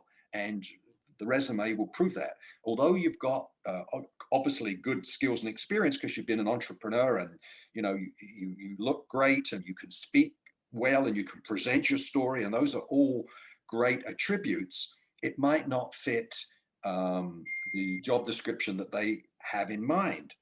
but sometimes job descriptions can be varied, can be altered to match the wonderful skills of a particular candidate. So job descriptions are not always carved in stone. Like 2 to 5 years is not necessarily carved in stone. They might end up hiring someone who's got more experience or less experience, but that's a guide. So you need to try to be creative. You need to try to convince them that you are as good as you say you are.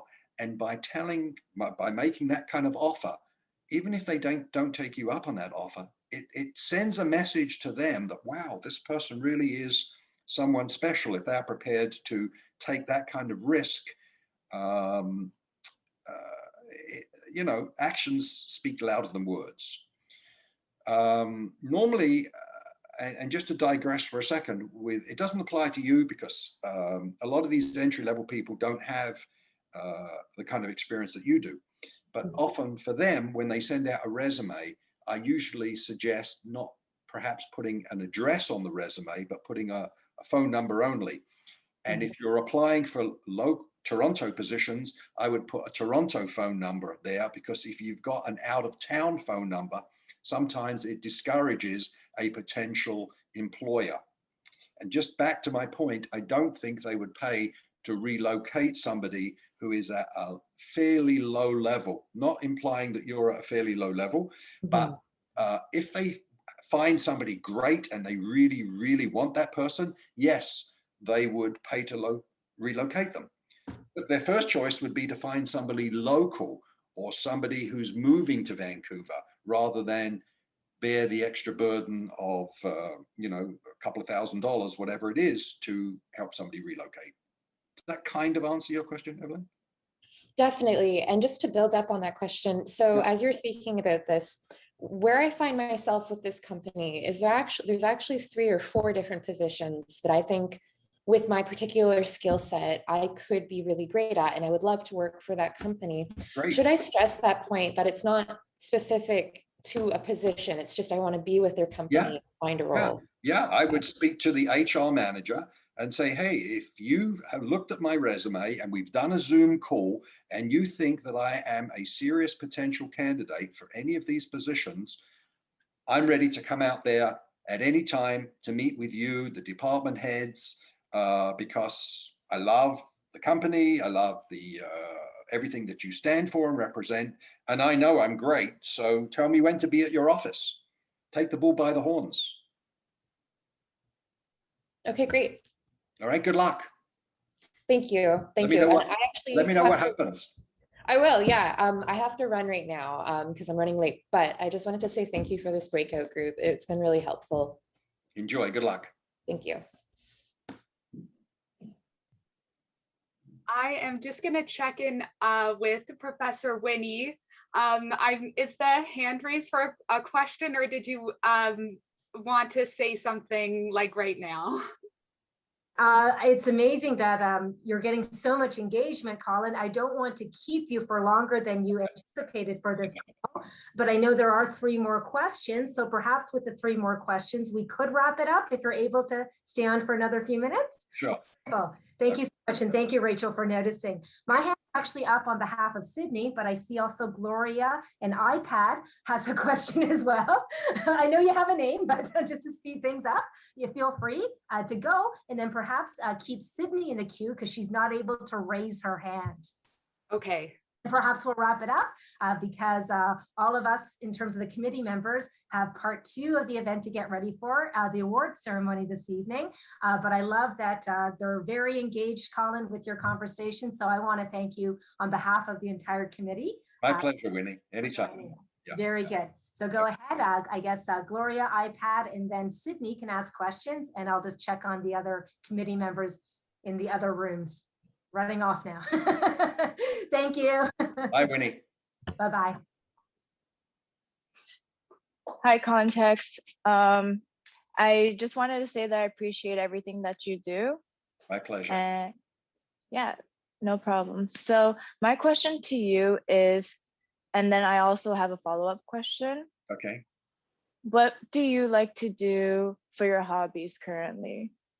or has that been consistent to you throughout your, let's say, like adolescence to your adulthood?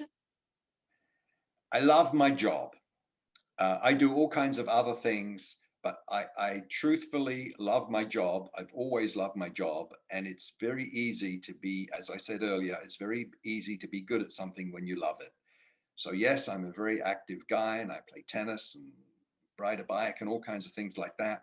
But I love what I do during the day, and because of that, it often spills over, and I'm sending and receiving emails all kinds of hours of the evening, on the weekends. It becomes a passion.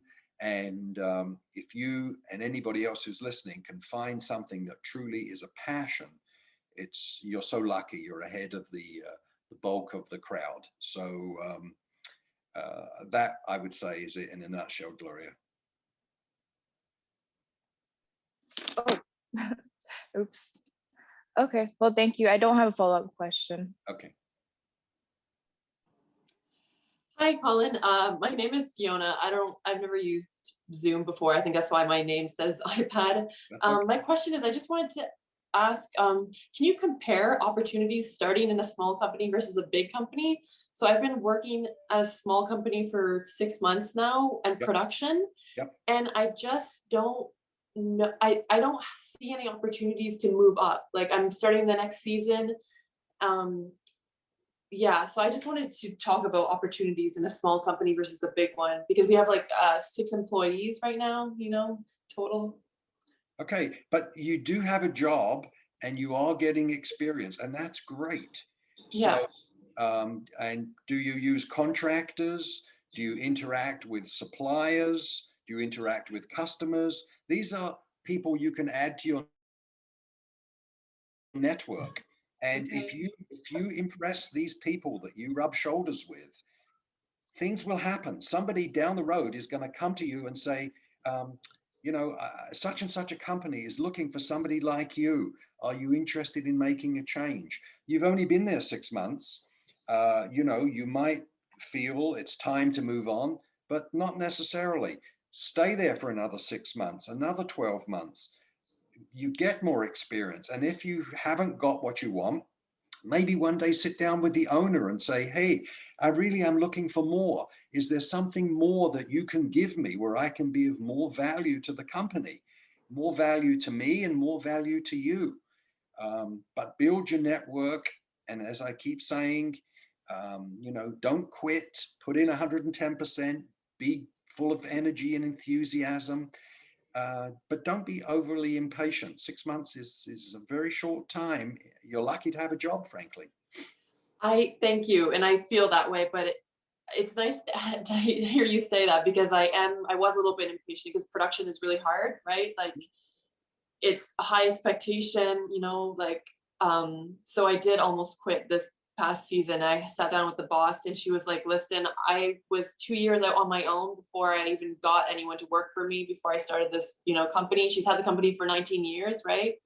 And she just gave me throughout some years, some numbers. She's like, I had 3 years of experience. You don't have, so I stay for that reason. So I appreciate you reminding me of that, because it is really hard. Never quit. If you get frustrated, do not quit. Definitely do not quit, because you've got leverage. If you're applying for another position, you're already currently employed. That's great. If you're applying for a position when you're unemployed, you've got no leverage. So even if one day you are so angry and you want to throw in the towel, don't do it.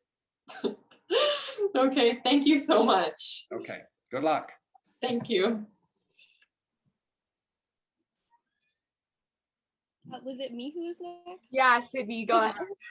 All right. So my question is, what do you think are some good or important questions to ask a potential employer when approaching them for a job opportunity, or even during the interview process? I know that's always something that they tell you, and I know that there are a lot of examples out there, but I was just wondering if any are fashion specific that would be important to ask.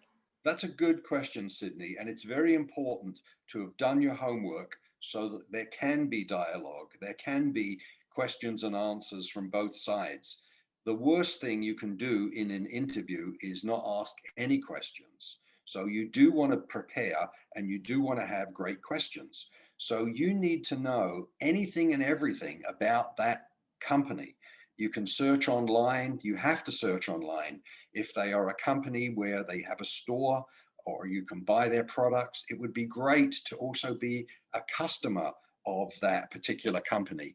Buy one of their outfits online or go into the store and look at the labels and see which countries do they make their garments, so that potentially you could say to the interviewer, you know, I noticed a lot of garments from Pakistan and Bangladesh.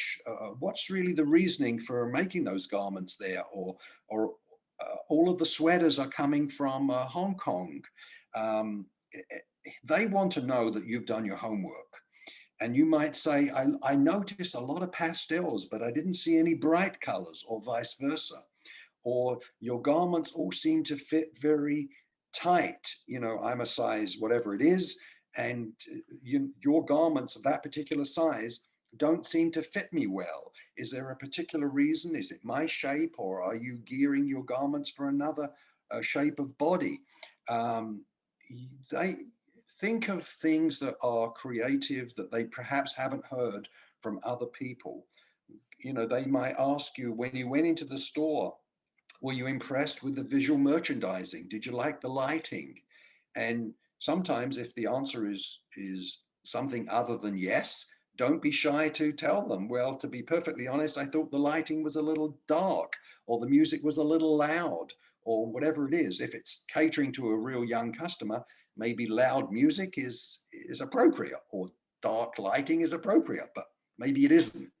So the more creative questions you can come up with, spend a lot of time doing your homework, and but ask lots of great questions.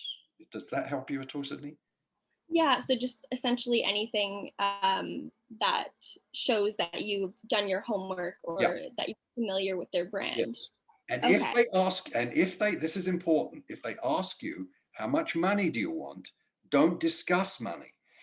If you ever watch a politician being interviewed on the television, when they ask a politician a direct question, the politician never, ever gives a direct answer.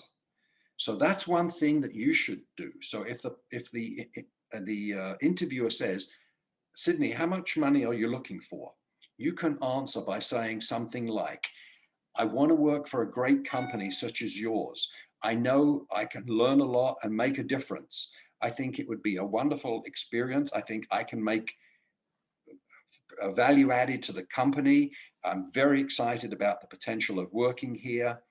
And don't say a number, because what might happen, you might say, well, I'm really looking for $30,000, and their budget might only be $25,000, and they might subconsciously say, this person's too expensive. And conversely, you might be asking for too little. So you don't want to talk about money. All you want to do on day one, the first interview, is really find out what the job is about and impress them that you're the right person for the job. There'll be another opportunity, a second interview or a second conversation to talk about money. And you can always get some guidance from me or somebody else as to how to handle that. But on day one, all you want to do is get your foot in the door. Money is secondary. Okay, that was very helpful. Thank you. Good luck. Thank you. Okay, great. So it seems that we've got through all of our questions, and I'm sure I speak for everyone when I say we really appreciate you taking the time to share all of this information with us. I know I was taking notes, and I've learned a lot of stuff that I think I haven't heard before. So yeah, we really appreciate that. And thank you to all of our guests for joining us. Without you, this event would not be a success. So yes, we really appreciate your time. If any guests are joining us at 7 p.m. For the award show, there's a separate link that was sent along in the email, so you can join us at 7 p.m. for that. But that is a wrap on our breakout networking session. So yes, thank you once again, Colin, for joining us. And I just want to reiterate, you and any of the other grads can certainly use me as a sounding board, and I'll be helpful any way I can. So good luck to everybody, and thank you for inviting me to this wonderful event. That's great. Thank you so much. Have a great evening, everyone. Be well. Bye.